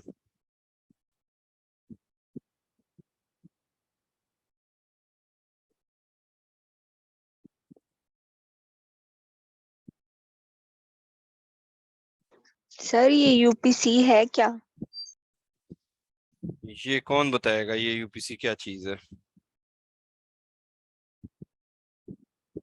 मुझे लगता है अभी आपने ज्वाइन किया है शायद। शायद सर मैंने पिछली क्लास नहीं ली हुई इसलिए मैं पूछ रही हूँ। नहीं, ये तो आज बिल्कुल न्यू है टॉपिक यूपीसी का। जी मैंने स्टार्ट से नहीं ली ना। अच्छा अच्छा, चलें जी, बताएं यूपीसी क्या चीज है, आप में से कौन डिफाइन करेगा? यूनिवर्सल प्रोडक्ट कोड, हम्म। जो हम प्रोडक्ट आईडी में लिखते हैं लिस्टिंग के दौरान, जहाँ से ठीक जो है। 12 डिजिट होता है हमें बाय करना पड़ता है। हाँ, जो जिसका भी मैंने अकाउंट सही है। आपको बताया है, जो कि ये देखें, जो ये मैंने अकाउंट बनाया ना, ये वाला, ये चेक करें। ये उन्होंने मेरा ये अकाउंट बना दिया, ये चेक वो, और वो एक मुझे कंपनी नंबर अलॉट कर देते हैं। ये देखें, नईम उमरानी के नाम पे मैंने जो अभी अकाउंट बनाया है, तो यहाँ पर इस तरह से मेरे पास आ जाएगा। ये अब एक अकाउंट क्रिएट हो गया है, इसके इसी तरह से अकाउंट ये क्रिएट होगा। अब मैं जब ये पेमेंट कर दूंगा इसकी, तो ये मुझे 1000 जो है वो यूनिट्स इसी तरह से वो बना दिए। देखिए उसने मुझे ये बता दिया, अब ये मेरा अकाउंट है, इसी तरह से यहाँ पे आएगा। ये देख रहे यूपीसी यहाँ पे यूं शो होंगे, जैसे ही आपको यूपीसी मिल जाएंगे ना, वो आपको यहाँ पे शो होंगे। ठीक है। अब वो मुझे बता रहा है कि यहाँ पर ये जैसे ही मैं इसको सिलेक्ट कर लूंगा, अपनी पेमेंट कर दूंगा, तो मुझे यूपीसी यहाँ पर शो होगा। क्लियर है अभी? क्योंकि ये जी इस सर। तरह से आपका डैशबोर्ड बना हुआ आएगा, क्योंकि अभी मैंने वो मुझे सिर्फ बिलिंग वाली इंफॉर्मेशन पे लेके जाएगा। यहाँ पर देखें वो बिलिंग वाली इंफॉर्मेशन होगी, मैंने पहले बाय किए हुए हैं। तो यहाँ पर माय बैंक नंबर, और यहाँ पे अकाउंट डैशबोर्ड में आ जाए, एक मिनट। यहाँ पर आपका नेम आ जाएगा, वो कंपनी नंबर, नंबर जो ये वाला आ जाएगा, यहाँ पर साइंड जो नंबर है आपका, इस तरह का एक नंबर आएगा। और वहां से आप जो है वो ये, बल्कि यहाँ पे आप GTIN सेलेक्ट करेंगे कि आप GTN 12 में लेना चाह रहे हैं, 14 में या 13 में लेना चाह रहे हैं। तो आप 13 EN के लिए 13 यूज कर लेंगे, और यहाँ पर आप अपनी कंपनी नेम वो ऑटोमेटिकली नीचे से चूज कर देंगे। तो वो आपके पास जो कोड है वो सारा यहाँ पर आ जाएंगे, वो 1000 के 1000 यहाँ पर लिखे हुए आएंगे, उनको आप यहाँ पर फिर यूज कर सकेंगे। ठीक है। अब आप जब भी इसको ओपन करेंगे तो ये वाला जो है, इसी ईमेल के थ्रू आपको ये वाली जो डिटेल्स हैं वो आपको नजर आ जाएंगी। तो यहाँ से आपका इस तरह से जो है वो कोड बनता है, और इसको आप यूज कर सकते हैं। यहाँ तक आया, अब तो सारा क्लियर हो गया होगा, पर काफी डिटेल में ये मैंने आपको बता दिया है इस तरह से करना। ठीक है। अब हम आते हैं कि आपने ये जो है सर जी, सर ये यूपीसी जो है ये तो बैक एंड पर लिस्टिंग में बस यूज होने के लिए हम बाय करते हैं, फिर अमेजोन इसी के मुताबिक एसएन जनरेट करता है, तो हाँ, वो और तो इसको ऑटोमेटिकली वो तो ऑटोमेटिकली और जनरेट कर देगा। इसको कहीं यानी लगाने की जरूरत है किसी पे नहीं नहीं नहीं उसके नहीं नहीं केस नहीं वगैरह पे? नहीं, उसके ऊपर नहीं लगाने की जरूरत। अगर ये यूपीसी आप लगा भी देते हैं ना, तो अमेजोन को इससे कोई फर्क नहीं है। फिर अमेजोन आपको कहता है कि जो आपने FNSQ वाला स्टिकर है ना, वो आपने यूपीसी के ऊपर अटैच करना है। मतलब ये नहीं करना कि यूपीसी वाला भी नजर आ रहा हो और FNSQ भी, क्योंकि उससे वो एक डाउट क्रिएट हो जाएगा ना। तो वो कहता है कि ठीक है, अगर आपने आपकी प्रोडक्ट के ऊपर यूपीसी प्रिंट हुआ है, नो प्रॉब्लम, आप प्रिंट कर लें। ठीक है। लेकिन फिर आपने जो FNSQ वाला स्टिकर है, जो जनरेटेड, जो सिर्फ FPA के लिए यूज करना है, उसको उस लेबल के, उस प्रोडक्ट के ऊपर लगाएं, या यूपीसी के ऊपर लगा दें उसको। अदरवाइज नहीं भी लगा के भेजेंगे तो कोई मसला नहीं है। Amazon के लिए बता रहा हूं मैं। जी सर। उसके लिए सिर्फ Amazon FBA के लिए FNSQ की रिक्वायरमेंट है, वो FNSQ लाजमी होना चाहिए, जो हम शिपमेंट प्लान के थ्रू क्रिएट करते हैं। ठीक है। जी सर। यहाँ तक अगर किसी का कोई क्वेश्चन है तो पूछ लें।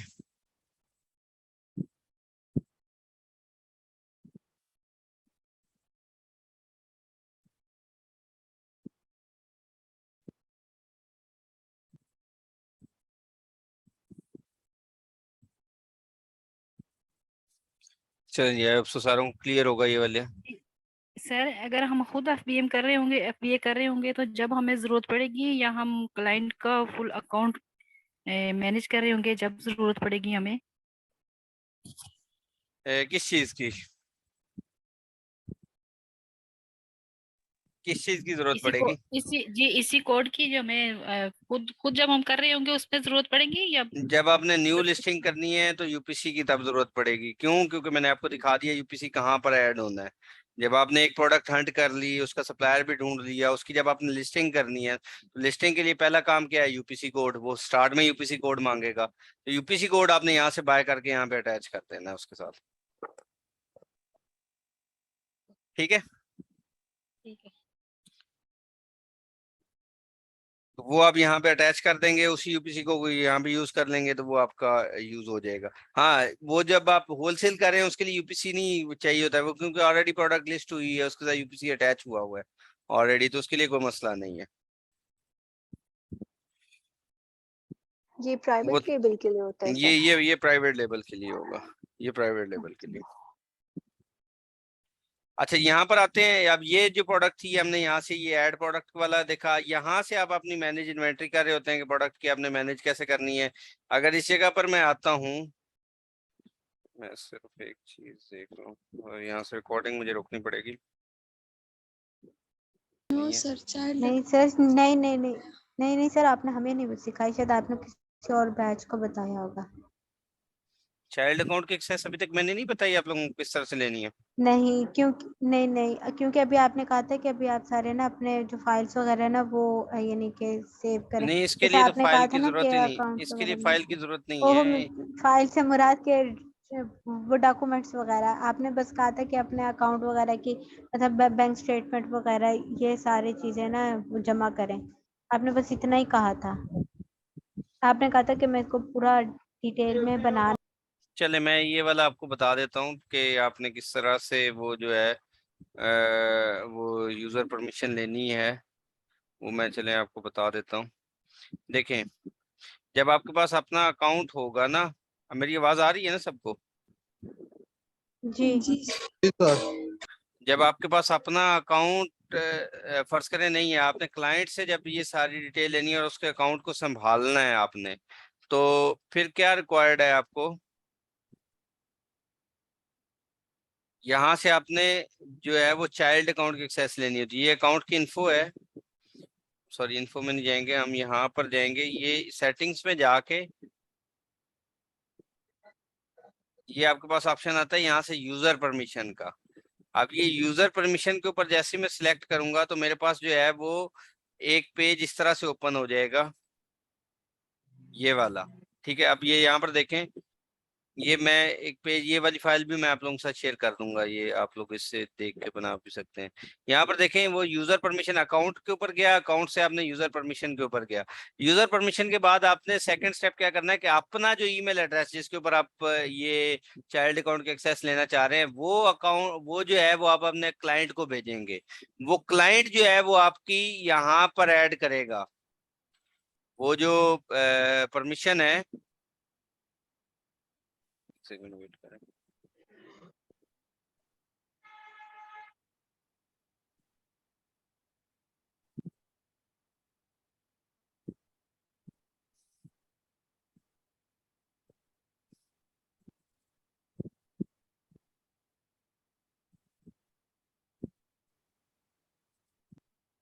वो देखिए वो क्लाइंट जो है वो आपको यहाँ पे आप ये यूजर परमिशन में जाएंगे तो उसको अपनी ईमेल देंगे तो वो क्लाइंट आपकी ईमेल को वहां पर ऐड करेगा। अभी मैं यहाँ पे दिखा नहीं रहा क्योंकि ये आपके साथ रिकॉर्डिंग मैंने ऑन की है, चलो मैंने कहा सेव बीच में हो जाए ये कुछ चीजें।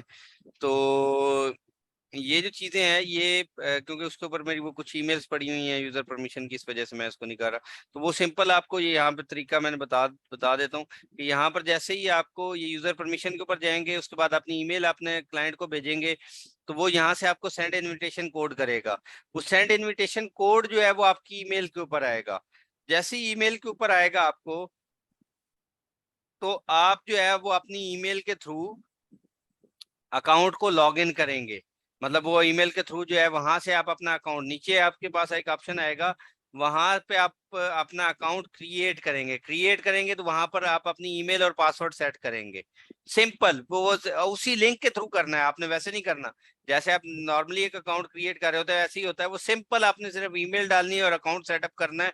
और उसके बाद आप जैसे वो ईमेल और पासवर्ड सेट कर लेंगे और साइन इन के ऑप्शन पे क्लिक करेंगे, जिस तरह से ये आपने ईमेल डाल दिया और अपना पासवर्ड है, वो जो लिंक आपको मिलेगा, जैसे क्लाइंट आपको लिंक भेजेगा ना कि ये मैंने आपकी ईमेल डाल दी, तो आपकी ईमेल के ऊपर एक लिंक आएगा, उस लिंक के थ्रू आप क्लिक करेंगे, अपनी ईमेल एंड पासवर्ड सेट करेंगे और साइन इन का ऑप्शन ऊपर क्लिक करेंगे। उसके बाद आप जो है ना, आप ही की ईमेल के ऊपर एक जो है वो कंफर्मेशन कोड रिसीव होगा।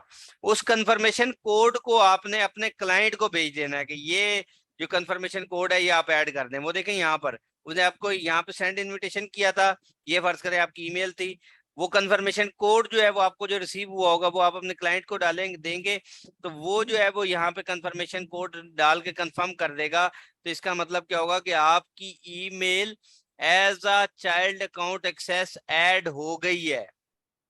उस सेम ईमेल से और सेम पासवर्ड से अब आप जो है उसका सेलर सेंट्रल अकाउंट एक्सेस कर सकते हैं। लेकिन यहाँ पर एक स्टॉप लगेगा। वो क्या होगा कि अब वो आपको क्या क्या एक्सेस देगा। अब वो पहले, सबसे पहले आपसे क्या काम लेना चाह रहा है वो आपको ये यहाँ पर एक्सेस देगा। ऐड यूजर परमिशन के ऊपर आएगा, यहाँ पे आपको पहले वो एक्सेस देगा कि आपसे वो क्या क्या काम करवाना चाह रहा है।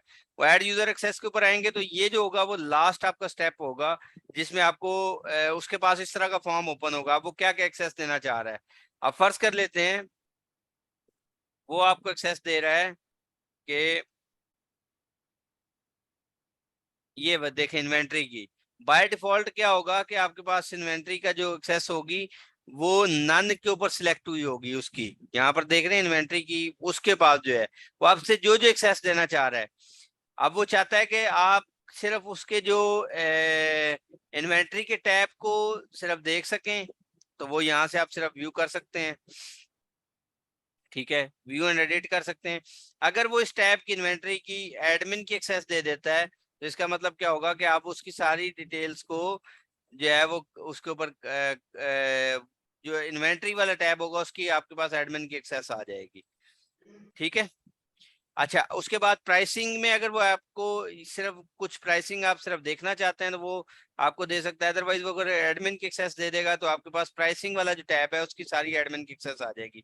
इसी तरह एडवर्टाइजिंग वाले सेक्शन में आ जाएं तो वो अगर यहाँ पर वो सिर्फ ये वाले एडवर्टाइजिंग में सिर्फ व्यू या एडिट कर सकते हैं, कैंपेन मैनेजर को सिर्फ व्यू एंड एडिट कर सकते हैं, तो वो अगर देना चाह रहा है तो वो कर सकते हैं। प्रमोशन में सिर्फ व्यू एंड एडिट कर सकते हैं, तो वो आपको इसमें नन भी सिलेक्ट कर सकता है। अगर वो प्योरली एडमिन की दे देगा तो सारे जो अकाउंट एडवर्टाइजिंग का टैब है उसमें जो जो चीजें उसको नजर आती हैं वो सारी चीजें आपको भी नजर आएंगी। इसी तरह ऑर्डर्स में आपको वो अगर लिमिटेड एक्सेस देना चाहता है तो वो दिखा सकता है। अगर एडमिन की एक्सेस दे देता है तो ऑर्डर्स में जितना कुछ अवेलेबल होगा वो आपको नजर आएगा।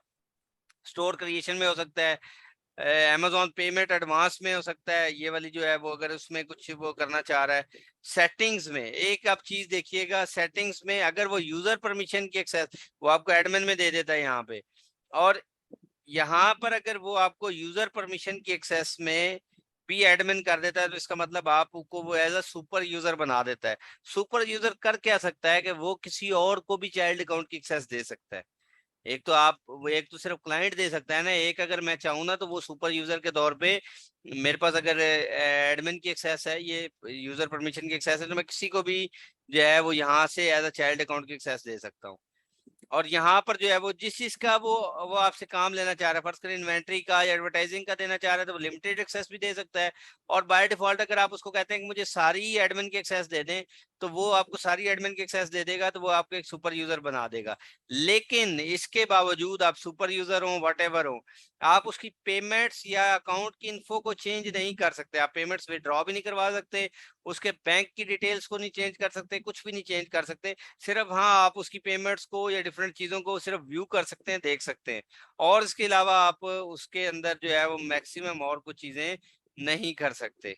ठीक है, तो सर जी जी, अब आप फर्ज करते हैं जी, मैं आपको एक मिनट में आपकी तरफ, आप जिस तरह से ये देखें, ये मेरे पास एडमिन की एक्सेस है, तो यहाँ पर देखें अब ये मेरे पास सुपर यूजर की एक्सेस है। यहाँ पे देखें ये उसने मुझे अगर कैटलॉग की ये सारी इन्फॉर्मेशन दी हुई है, अलाउ किया, तो ये मेरे पास सारे टैब्स आ रहे हैं, इन्वेंट्री का सारा कुछ दिया हुआ है, प्राइसिंग में जो जो कुछ था सारा दिया। वहां से वो मुझे लिमिटेड या कुछ लिमिटेड एक्सेस देता तो वो मुझे मेरे पास कम शो हो रहा था।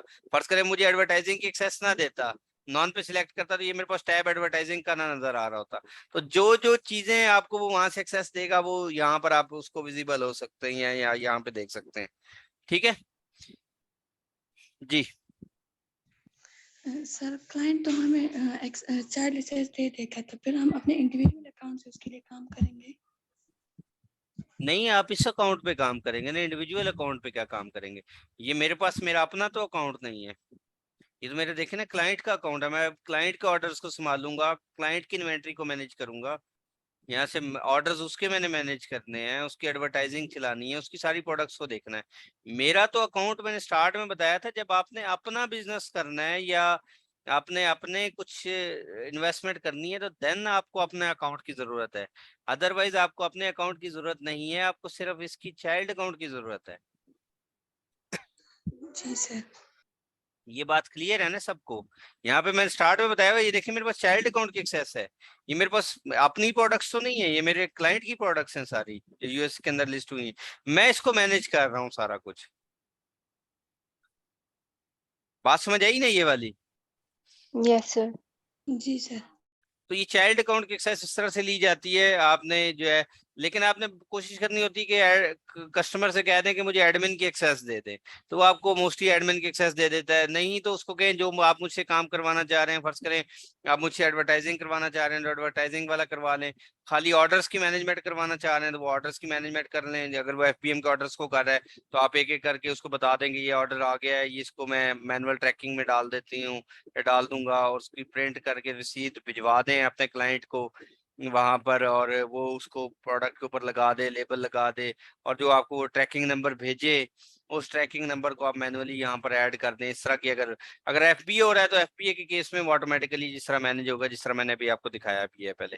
ठीक है, यहाँ से आप उसकी इन्वेंट्री को मैनेज कर रहे होंगे, को प्राइसिंग अप डाउन करनी है, जैसे आपकी ये होलसेल की प्रोडक्ट्स हैं तो बाय बॉक्स का कंपटीशन चल रहा है, आप देख रहे हैं कि एक प्रोडक्ट का बाय बॉक्स डाउन हो गया, तो वहां से आप सिंपली मैनेज प्रोडक्ट्स में जाएं, वहां से जो है वो ऑर्डर को प्राइस को डाउन कर लें तो ऑटोमेटिकली 5-6 मिनट में वो प्राइस जो है वो डाउन हो जाएगी। ठीक है ना? तो वो इस तरह से आप यहाँ से मैनेज कर रहे होते हैं। अच्छा, अब आपने अगर फर्ज करें कोई प्रोडक्ट्स की पेमेंट्स वगैरह देखनी है कि पेमेंट्स अब तक क्या आई हैं, तो वो चले मैं वो आपको दिखा देता हूँ। फर्ज करें ये पेमेंट्स वाला है कि आपको अब तक क्या रिसीव हुआ है, ये मैं सिर्फ देख सकता हूँ, मैं इससे विड्रॉ या कुछ नहीं करवा सकता। यहाँ पर देखें ये नेट प्रोसीड हुआ है, ये बिगिनिंग बैलेंस क्या होता है कि जो लास्ट टाइम जो अमाउंट बच गई है उसके साथ जो नेक्स्ट मंथ में ऐड होगी वो बिगिनिंग अमाउंट होती है। यहाँ पर देखें amount carried forward from previous settlement period including any amount that we were unable to transfer to your account to your bank. ये मतलब नेक्स्ट जो होगी वो बिगनिंग, आप फर्ज करें ये पिछली जो अमाउंट आपकी बच गई थी वो जो आपको कुछ उसने ट्रांसफर कर दी होगी, जो ट्रांसफर नहीं की वो बिगनिंग बैलेंस है, ये नेक्स्ट वाले में ऐड हो जाएगी। और अमेजोन आपको हर 14 दिन के बाद जो है वो अपनी आपको पेमेंट सेंड करता है। यहाँ पर अगर मैं देखना चाह रहा हूँ कि ये देखिए अब तक क्या, ये देख रहे हैं ये लास्ट मुझे 5 को आई थी, फिर 19 को आई थी, यहाँ पर ये देखिए 21 को रिसीव हुई है, ये 7 को रिसीव हुई है। इसका मतलब क्या, हर 14 डेज के बाद जो है वो मुझे यहाँ पर जो रिसीव हो रही थी, यहाँ पे फर्ज करें मैं देखें ये वाली बिगनिंग ये वाली देखना चाह रहा हूँ तो वो यहाँ से मैं देख सकता हूँ कि मुझे लास्ट मंथ क्या रिसीव हुआ था, क्या कुछ चार्जेस आए थे, वो यहाँ पे देख सकता हूँ। ये इनवॉइस ऑर्डर या स्टैंडर्ड ऑर्डर वो यहाँ पे मैं चेक कर सकता हूँ। फर्ज करें जो प्रेजेंट में अभी मेरे पास बिकनिंग है वो क्या कुछ है। यहाँ पर देखें ये प्रोडक्ट के चार्जेस है, अब ये वाली बड़ी चीजें देखने वाली हैं। ये प्रोडक्ट आपके टोटल जो प्रोडक्ट के चार्जेस हैं वो कितने, 1200 हैं। ठीक है, सेल्स आपको कितने की हुई, मतलब ये जो है ये आपकी जो है वो ये प्रोडक्ट के चार्जेस हैं, ये शिपिंग चार्जेस हैं, ये शिपिंग कितनी हुई है, ये रिफंड एक्सपेंसेस है। कोई प्रोडक्ट किसी ने रिफंड की है तो वो आपके जो अमाउंट है उसमें से, जो मेन आपकी अमाउंट है उसमें से अमेजोन जो है वो माइनस कर लेता है। तो ये देखें, ये रिफंड के एक्सपेंसेस हैं। यहाँ पर आ जाएं, ये रिफंड सेल है। अगर ये कोई, ये जो माइनस, ये जो रेड वाला है, ये आपके एक्सपेंसेस हैं जो अमेजोन आपसे आपकी अमाउंट में से चार्ज करेगा। ये जो नीले वाला है ये आपको डिलीवर करेगा, और ये वाला जो है ये अमेजोन आपसे चार्ज करेगा, जो लास्ट 14 डेज के अंदर उसने चार्ज करना है। सारी प्रोडक्ट्स का मिला के वो यहाँ पे दिखा रहा है। उसमें वो देखें, वो दिखा रहा है आपको कि अमेजोन की जो टोटल फी बनी है तमाम प्रोडक्ट्स की जो लास्ट 14 डेज के अंदर, वो अब तक $356 है। एफपीए की फी जो बनी है वो तकरीबन 10.14 है। ये प्रोमोट रिबेट है वो यहाँ पर है, और ये रिफंड की सेल है, किसी ने रिफंड किया है तो वो यहाँ पर है। तो टोटल जो है वो आपको यहाँ पर ये हुआ है, और जो आपको रिसीव होगा वो इतना रिसीव हुआ है। अच्छा, इसी में अगर आप ट्रांजैक्शन व्यू देखना चाह रहे हैं कि क्या ट्रांजैक्शन आपको रिसीव हुई है, तो यहाँ पर देखें, ये लास्ट टाइम की ट्रांजैक्शंस हैं जो कि यहाँ पे शो हो रही हैं। ये देखें, अमेजोन ने रिलीज किया है लास्ट 8/13 को, आज के दिन ही रिलीज किया है ऑर्डर की पेमेंट।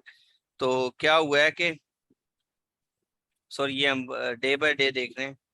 यहाँ पर हम जो है ना, पर डे में उसने कितना किया है, यहाँ पे मैं कस्टमाइज डेट के हिसाब से भी देख सकता हूँ,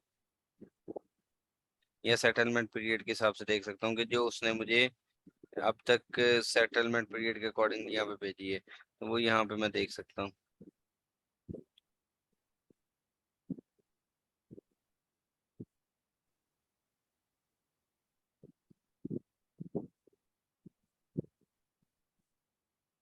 ठीक है, ये देखें, ये जो है वो मेरे पास जो ऑर्डर्स आए हैं वो इसके हैं। ये देखें, ये टोटल चार्ज प्रोडक्ट्स यहाँ पर आई हैं, और ये एक प्रोडक्ट का ऑर्डर यहाँ पर आया है। ये ऑर्डर की पेमेंट है जो अमेजोन ने रिसीव की है। ऑर्डर की पेमेंट आज के दिन में जो 13 तारीख को है, ये कल 12 वाले दिन की पेमेंट है।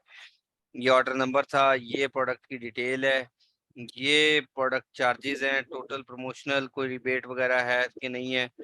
और यहाँ पर देखिए अमेजोन की फी, उसके अकॉर्डिंगली अदर चार्जेस जो हैं वो यहाँ पर होगा। इसका मतलब अमेजोन ने आपको अपनी फीस काटने के बाद टोटल ये प्रोडक्ट के चार्जेस थे, उसमें जो जो आपको डिलीवर किए हैं वो 21 है। इसी तरह से कल के दिन में जो ऑर्डर की पेमेंट थी, एक प्रोडक्ट $69 की बिकी है, जिसमें से अमेजोन ने अपने चार्जेस काट लिए हैं और आपको इतने डिलीवर किए हैं। तो वो सारी डिटेल यहाँ पर मेंशन हुई है। ये इसी तरह से आप पर डे के हिसाब से देख सकते हैं, यहाँ पर रेंजेस आप सिलेक्ट कर सकते हैं। पास्ट नंबर ऑफ डेज के हिसाब से देख सकते हैं कितने में। मैं लास्ट 30 डेज की खाली देखना चाह रहा हूँ तो वो मैं यहाँ पे देख सकता हूँ कि लास्ट 30 डेज में क्या कुछ था, तो वो लास्ट 30 डेज का यहाँ पे नजर आ जाएगा। ठीक है, तो ये आपके पास, मैं ट्रांजैक्शन व्यू में, ये ऑल सेटलमेंट में अगर मैं आ जाऊँ,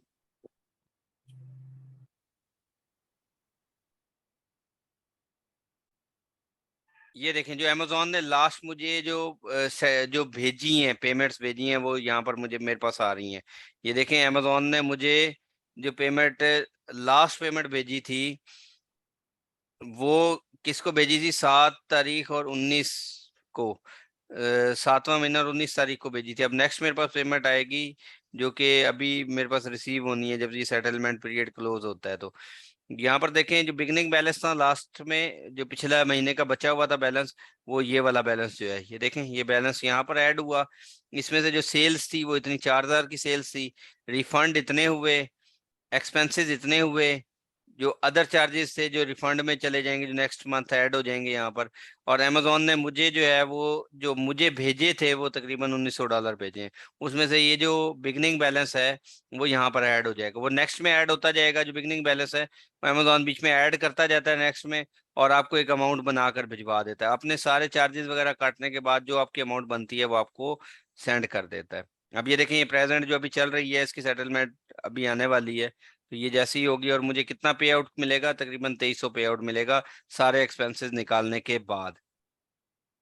ठीक है, और मेरा बिगनिंग बैलेंस नेक्स्ट में कितना बनेगा, ये बिगनिंग बैलेंस है, इसमें से 450 अमेजोन ने नहीं दिए, वो नेक्स्ट में ऐड करेगा और उसके बिगनिंग बैलेंस में ऐड होगा। यहाँ तक क्लियर है ना? सर ये सिंगल प्रोडक्ट की बात हो रही है, यानी एक ही प्रोडक्ट की, या वो जितना बेच रहे पीएल के अंदर?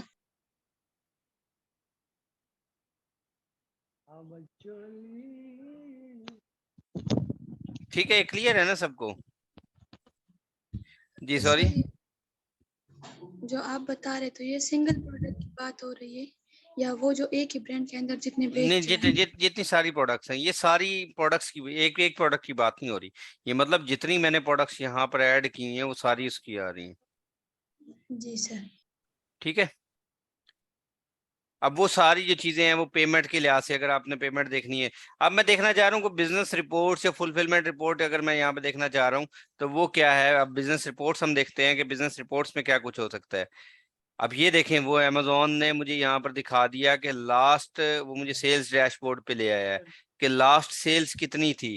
ये देखें 2 डे की सेल कितनी थी यहाँ पर, ये चेक करें। और वीक के लिहाज से अगर मैं देखना चाह रहा हूँ सेल के लास्ट वीक कितनी सेल थी, तो वो यहाँ से मैं अप्लाई करूंगा तो देखें वो मुझे लास्ट वीक की सेल्स दिखा रहा है कि इतनी सेल्स थी।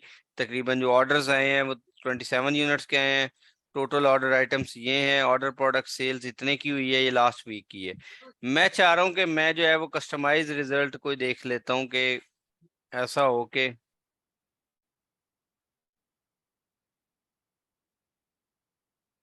यहाँ से कस्टमाइज रिजल्ट में कि लास्ट में देखना चाह रहा हूँ कि अब तक 22 से लेके यहाँ से लेके मैं देखना चाह रहा हूँ कि फर्ज करें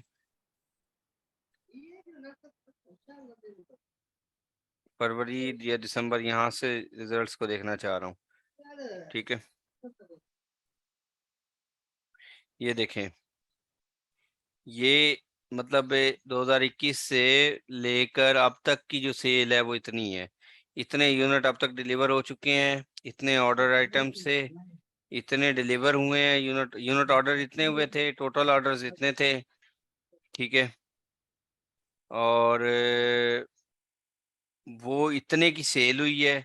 और आपको बता रहा है कि एवरेज यूनिट ऑर्डर आइटम ये रहा है, ये टोटल एवरेज सेल मतलब डेली की जो सेल्स रही है वो इतनी तकरीबन रही है। यहाँ पर ये देखें, ये ग्राफ की सूरत में हमें वो रिजल्ट दिखा रहा है कि आपका अब तक का आपने कितना, ये देखें 1,23,000 की सेल की है। अब मैं अगर इससे ज्यादा और पीछे चला जाता हूँ कि मतलब जब से ये अकाउंट ओपन हुआ है, फर्ज करते हैं यहाँ से ओपन हुआ है, यहाँ से मैं अगर चेक चेक करना चाह रहा हूँ, पहले 3-4 महीने तो इतनी ज्यादा इस पे सेल्स नहीं थी। यहाँ पर ये देखें, ये इतने ही है तकरीबन ना। तो ये देखें 1,23,000 की सेल्स हुई है। और ये यहाँ से वो मुझे ग्राफ भी दिखा रहा है कि इससे पहले इसको कोई सेल नहीं आई थी, ये एक सेल यहाँ पर आई थी। और इस टाइम से ये जो है, जो जुलाई से ऑनवर्ड इसकी सेल्स आना शुरू हुई है यहाँ पे। ये देख रहे हैं वो ग्राफ। मैं अगर इसकी टेबल की फॉर्म में देखना चाह रहा हूँ तो खाली मैं टेबल की फॉर्म में भी देख सकता हूँ। ये देखिए, ये टेबल की फॉर्म में है, ग्राफ की सूरत में। अगर मैं ग्राफ में देखना चाह रहा हूँ तो वो मैं ग्राफ की सूरत में भी इसको देख सकता हूँ। ठीक है, इसको मैं यहाँ से डाउनलोड करना चाहूँ तो यहाँ से डाउनलोड भी कर सकता हूँ। अगर मैं देखना चाह रहा हूँ कि खाली जो अमेजोन की सेल आई है वो कितनी है, मतलब जिसने एफबीए किया हुआ था, तो वो भी मैं यहाँ से देख सकता हूँ। ये देखें, ये एफबीए की सेल्स हैं और एफबीए कितने यूनिट्स जो हैं वो हुए हैं। अगर मैं खाली देखना चाह रहा हूँ कि एज एन एफबीए में इसने कितनी सेल्स की है, तो वो यहाँ से मैं चेक कर सकता हूँ कि ये एफबीएम की सेल्स है, इतने यूनिट्स एफबीएम के आए हैं। और ये जो है टोटल सेल 34,000 की एफबीएम के थ्रू हुई है। ठीक है, अब मैं इसकी सेल्स एंड ट्रैफिक को देखना चाह रहा हूँ कि सेल्स एंड ट्रैफिक कितनी है। तो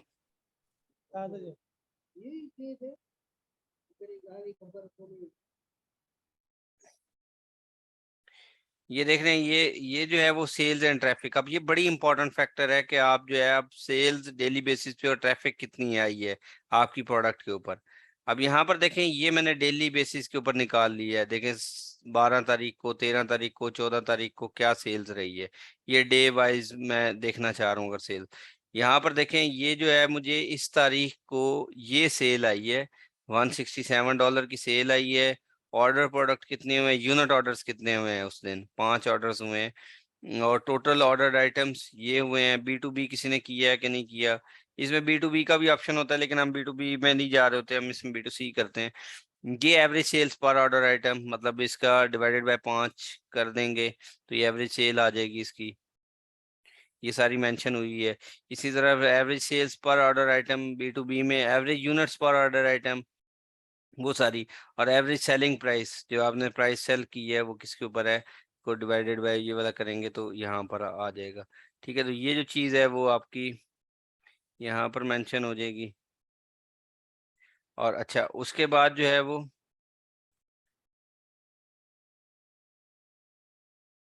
यहाँ पर देखें, ये जो है आपके पास है इसी तरह से ये सेशन बड़ी एक इम्पॉर्टेंट चीज है। ये जो यहाँ पर मेंशन हुआ है कि कितने लोग इस सेशन के अंदर एंगेज हुए, कितने लोगों को आपकी वो प्रोडक्ट जो है वो नजर आई है। यहाँ पर अगर मैं आऊँ तो ये देखें, यहाँ पर जो है ये 485 लोग हैं। यहाँ पे सेशन का समझ भी आ जाएगा कि क्या है। सेशन और visits to your amazon.com page by all users, all activity within a 24 hour period. जो 24 आवर पीरियड के अंदर जो सेशन हुआ है उसके अंदर कितने विजिटर्स आए, ये 485 आए, ये 410 आए, तकरीबन 326 टोटल विजिटर्स आए आपकी प्रोडक्ट्स के ऊपर जिन्होंने विजिट किया। और उसमें से कन्वर्जन की रेशो कितनी थी, मतलब ये हुआ कि 485 लोगों ने तो देखा आपकी प्रोडक्ट को, लेकिन उसमें से सिर्फ 1% लोगों ने जो है वो आपकी प्रोडक्ट को बाय किया है। तो ये जो चीज होगी वो सेशन कहलाती है। ठीक है, ये क्लियर हो रहा है ना सबको? जी सर। तो बड़ी बड़ी यस सर। इंपॉर्टेंट और बड़ी इंटरेस्टिंग है ये एवरेज ऑफर काउंट, मतलब कितने लोगों ने उसको जो है वो, कितने लोग इसको बेच रहे थे। The average number of offer listed for sale in that particular time period, it is calculated from the total number of offers and the total number of days in the time period. ये यहाँ पर ये हो रहा है। अगर इस पूरी फाइल को मैं देखना चाह रहा हूँ कि मैं इसको डाउनलोड करना चाहता हूँ, सिंपल इसको CSV फाइल में यहाँ से मैं डाउनलोड भी कर सकता हूँ। अब ये डेज के हिसाब से है, मैं अगर इसके सेशंस को जो है वो या इस टाइम पीरियड को वीक के हिसाब से देखना चाहूँ तो ये वीक के हिसाब से भी मुझे यहाँ पे डाटा दिखा देगा। यहाँ पर ये देखें, वीकली हिसाब से आ जाएगा डाटा कि आपका पर वीक का क्या है। बाय मंथ देखना चाहता हूँ तो बाय मंथ के हिसाब से भी मैं यहाँ पे देख सकता हूँ। और इसी तरह से मैं अगर इसकी जो डिटेल्स है उसको चेंज करना चाहता हूँ, फर्ज करें ये देखें ये बाय मंथ है, ये वाली जो डिटेल्स है ये फ्रॉम टू, ये देखें अभी तो मैं यहाँ से जुलाई से देख रहा हूँ ना, मैं देखना चाह रहा हूँ कि इसका जो फर्ज करें पिछले साल से देख लेता हूँ, जुलाई ऑनवर्ड से। यहाँ पर देखें, अब वो मुझे उसने सेशन यहाँ पे दिखा दिया। ये देखें जुलाई से ऑनवर्ड जो है वो सेशन मुझे यहाँ पे दिखा रहा है। ये देख रहे हैं, इतना टाइम पीरियड के लिए वो मुझे सेशन दिखा रहा है कि ये टाइम पीरियड है। अब उसमें जो मुझे वो दिखाएगा हर मंथ का मैं देखना चाह रहा हूँ, तो ये देखें एक साल के अंदर जो मंथ है, पिछले महीने ये था, अब ये मंथ वाइज यहाँ पर आपको शो हो रहा है हर मंथ का। ये देख रहे हैं 7, 6, 5, 4, 3, 2, 1, ये 12वां महीना है, 10वां महीना है, 11वां महीना है, वो सारे उसके हिसाब से वो यहाँ पर ऑर्डर दिखा रहा है। आप जिस हिसाब से भी देखना चाह रहे हैं वो इस हिसाब से आपको यहाँ पर सारी डिटेल्स मेंशन होंगी। क्लियर है ये? आई होप सो ये बात सारों को क्लियर है। यहाँ पर देखें इस मंथ में कितने सेशन हुए पूरे 30 डेज में। यहाँ पे देखें जो पूरे साल के अंदर, सॉरी पूरे मंथ के अंदर 70,000 लोगों ने आपकी प्रोडक्ट देखा, 98,000 ने देखा। ये उसकी परसेंटेज है, रेशियो है, जितने लोगों ने क्लिक करके आपकी प्रोडक्ट को बाय किया वो टोटल यहाँ पर है। आई होप सो ये वाली बात भी आपको क्लियर होगी। यहाँ से आप रिपोर्ट्स का अंदाजा लगा सकते हैं कि आपकी ट्रैफिक किस हिसाब से आ रही थी, किस हिसाब से आप यहाँ पर उसको देख सकते हैं। ठीक है, सर ये सेशन का मतलब है कि सिर्फ जाके बस सर्च किया है उन्होंने ये प्रोडक्ट। हाँ, ये जिन्होंने देखा है, ये सेशन का मतलब ये है कि जिन्होंने जाके देखी है आपकी प्रोडक्ट, कितने लोगों ने देखी है। टोटल जो प्रोडक्ट्स हैं, ये टोटल डाटा आपको दिखा रहा है, एक प्रोडक्ट का नहीं दिखा रहा, टोटल डाटा ये दिखा रहा है। क्योंकि पेमेंट्स में, ये रिपोर्ट्स में सारी टोटल रिपोर्ट्स बन रही है ना, तो ये वो वाला डाटा है। जी सर। ठीक है, अब अगर आप जो है वो sales by traffic detail page by sales देखना चाह रहे हैं तो वो भी यहाँ पे आप जाके देख सकते हैं। ये देखें, इसको सेल्स के हिसाब से अगर देखना चाह रहे हैं तो वो बाय वीक बाय मंथ आप यहाँ पे कर सकते हैं। और कितने अरसे पे देखना चाह रहे हैं वो आप कस्टमाइज भी कर सकते हैं। अगर यहाँ से आप खुद भी सिलेक्ट करना चाह रहे हैं कि मैं लास्ट 6 मंथ या 1 ईयर का डाटा देखना चाह रहा हूँ, तो देखिए ये 1 ईयर का डाटा यहाँ से ये आपको नीचे एक ग्राफ भी शो हो जाएगा और वो ऊपर डिटेल में ग्राफ शो हो रहा है। तो ये देखें, ये सेल्स का ग्राफ है आपका, पेज सेल्स एंड ट्रैफिक। जो ट्रैफिक आ रही है और सेल्स आ रही है वो यहाँ पर आपको नजर आ रही है। यहाँ पर वो आपको इस तरह से ग्राफ भी शो हो रहा है। अच्छा, आप अगर फर्ज करें आप जो सेलर्स की परफॉर्मेंस को देखना चाह रहे हैं कि परफॉर्मेंस क्या है, तो वो भी आप चेक कर सकते हैं यहाँ से कि मंथ वाइज मैं देख लूँ और लास्ट 1 ईयर की सेलर की परफॉर्मेंस देखना चाह रहा हूँ। तो यहाँ पर देखें ये जो है वो परफॉर्मेंस एज अ सेलर यहाँ पर आपको शो हो जाएगी। ठीक है, और इसी तरह से नीचे आप जो भी रिपोर्ट आपने detail page sales and traffic की देखनी है वो आप यहाँ से चेक कर सकते हैं। एक एक चीज की आपने अगर सेल्स एंड ट्रैफिक को देखना है तो वो यहाँ से आप देख सकते हैं। फर्ज करें ये वाली एक प्रोडक्ट है, इसकी आप ये देखें, ये पेरेंट एसन है और ये इसका चाइल्ड एसन है यहाँ पर। तो ये आप यहाँ से जाके चेक कर सकते हैं इस प्रोडक्ट का पेरेंट और चाइल्ड एसन को। चाइल्ड एसन वही मैंने आपको बताया हुआ है कि जो वेरिएशन होती है वो चाइल्ड एसन कहलाती है। एक प्रोडक्ट जो मेन होती है वो आगे उसके ग्रीन ब्लू वाइट कोई भी कलर है साइजेस हैं तो वो पेरेंट वो चाइल्ड एसेंस कहलाएंगे। यहाँ पर ये देखें इन प्रोडक्ट्स की आपको डिटेल सारी मेंशन हुई है कि क्या परसेंटेज रही है सेशन की, किस तरह से इस प्रोडक्ट ने बिहेव किया, वो सारी चीज़ें। Detail page and sales traffic and parent items वो सारी डिटेल्स यहाँ पर आपको नज़र आ जाएंगी। Detail page sales and traffic by child items, child वो जो पेरेंट्स हैं वो वाली। Sales and orders by months, वो आपने अगर ये देखने हैं सेल्स ऑर्डर्स एंड मंथ के हिसाब से देखनी है तो वो यहाँ से आपको ये बिजनेस रिपोर्ट्स में नज़र आ जाएगा कि ये देखें ये वाला है। अगर फर्ज करें मैं 1 ईयर पे पूरा देखना चाह रहा हूँ तो ये आपको पूरी डिटेल्स यहाँ पर मेंशन होंगी कि आपने लास्ट मंथ कितनी सेल्स की है, क्या कुछ किया है और अब तक आप क्या कर रहे हैं, वो सारी चीज़ें यहाँ पर आपको नज़र आ जाएंगी। ठीक है, ये टोटल आपको नीचे सेल्स दिखा रहा है कि लास्ट मंथ आपने कितना किया है और क्या कुछ है। ये रिपोर्ट्स आपसे कस्टमर अक्सर मांग रहा होता है कि मुझे रिपोर्ट्स बताएं। अब तक आपने अगर अकाउंट की मैनेजमेंट की है तो ये रिपोर्ट्स आपने उसे दिखानी होती है, चेक करवानी होती है। ये देखें लास्ट मंथ ये रिजल्ट रहा है। अब मैं जब मैनेज करने लगा हूँ, ये करने लगी हूँ और मैंने आपकी प्रोडक्ट की पीपीसी की है और ये सारी चीज़ें की है, तो वो रिपोर्ट्स आप जब इनको सेंड करते हैं तो वो सारी चीज़ें फिर इसके अकॉर्डिंगली वो यहाँ पर देख रहा होता है। ठीक है, इसी तरह से आप जो है कोई रिटर्न की रिपोर्ट है तो वो रिटर्न आप देख सकते हैं। फुलफिलमेंट की रिपोर्ट आप यहाँ से चेक कर सकते हैं। ये देखें कोई रिटर्न आया है तो उसके हिसाब से वो यहाँ पर जो है वो आपके पास आ जाएगा। अगर इन केस किसी किस्म की जैसे फुलफिलमेंट की रिपोर्ट है वो तो बिजनेस रिपोर्ट होगी, फुलफिलमेंट की रिपोर्ट है तो वो आप यहाँ से चेक कर सकते हैं कि ये फुलफिलमेंट की रिपोर्ट है। कोई भी फर्ज करें आपका कोई यहाँ पे मैं आपको दिखा देता हूँ जैसे रीस्टॉक इन्वेंट्री है तो कोई उसकी रिपोर्ट आपने देखनी है तो वो यहाँ पे स्टैंडर्ड इन्वेंट्री की अगर आपने रिपोर्ट देखनी है तो वो ऑल ऑर्डर्स की रिपोर्ट अगर आपने देखनी है तो यहाँ से आप रिक्वेस्ट कर सकते हैं। वो रिक्वेस्ट आपको ऑल ऑर्डर्स के हिसाब से वो यहाँ पर दिखा देगा। फी प्रीव्यू की देखनी है, मंथली स्टोरेज फी की अगर आपने देखनी है वो आप सिंपली यहाँ से रिक्वेस्ट करेंगे कि मुझे जो है मंथली उसके हिसाब से दिखा दें तो वो यहाँ से आप डाउनलोड कर सकते हैं। वो 10-15 मिनट के बाद आपको वो दे देगा रिसीव, तो उसको आप डाउनलोड करके अपने पास रिकमेंडेड रिमूवल ये सारी चीज़ें जो होंगी वो आपकी ये पार्ट होंगी इसके लिए जो अमेजोन की फुलफिलमेंट रिपोर्ट्स हैं उसके थ्रू आप यहाँ से देख सकते हैं। ठीक है, इन्वेंट्री की कोई रिपोर्ट है तो वो यहाँ से आप चेक कर सकते हैं। कस्टम रिपोर्ट्स हैं तो वो यहाँ से आप चेक कर सकते हैं। वो डिटेल्स जो हैं वो मोस्टली आप यहाँ से जाके चेक करिए। जिस तरह से इन्वेंट्री की रिपोर्ट्स हैं आप यहाँ से जाके चेक भी कर सकते हैं, डिटेल्स भी उनकी देख सकते हैं, वो सारी चीज़ें इसका पार्ट होंगी। ठीक है, उसके अलावा यहाँ पर ये देखें ये अकाउंट की हेल्थ वाला बड़ा एक इम्पॉर्टेंट फैक्टर होता है कि आपकी अकाउंट की हेल्थ किस तरह से जा रही है। आपने हमेशा वायलेशन नहीं करनी होती है अकाउंट की हेल्थ में। ये आपके अकाउंट का ये दिखा रहा है कि आपका रिस्क पे है कि नहीं है अकाउंट। इस तरह देखें ये इसकी जो है ना वो वायलेशंस हुई हुई हैं जिसकी वजह से इसके अकाउंट की हेल्थ ये दूर भी हो सकती हैं इजीली, लेकिन इसकी यहाँ पे देखें ये इसकी वायलेशंस हैं। तो ये ओडीआर एक किसको कहते हैं, ऑर्डर डिफेक्ट रेट, वो उसने बताया था कि सेलर फुलफिल्ड है और अमेजोन फुलफिल्ड। उसने ये ऑर्डर्स की डिटेल बताई है कि 0 से 10 ऑर्डर तक जो है 60 डेज के अंदर ये इतना डिफेक्ट रेट होना चाहिए और ये फुलफिलमेंट के लिए 0 से 199 ऑर्डर्स तक इतना डिफेक्ट रेट है। इससे अगर ज़्यादा होगा तो वो आपके अकाउंट की हेल्थ के ऊपर जो है वो असर करेगा। अगर किसी कस्टमर ने उसी ओडीआर में नेगेटिव फीडबैक दी है तो वो आप यहाँ से कर सकते हैं। वो यहाँ पे देख सकते हैं जो 0 1 स्टार या 2 स्टार होता है वो नेगेटिव फीडबैक काउंट होता है, तो वो यहाँ पर आपको नजर आ जाता है। A to Z guarantee claim क्या होता है कि अगर कस्टमर कोई रिफंड के लिए अप्लाई कर देता है तो वो जो होता है वो A to Z guarantee claim कहलाता है।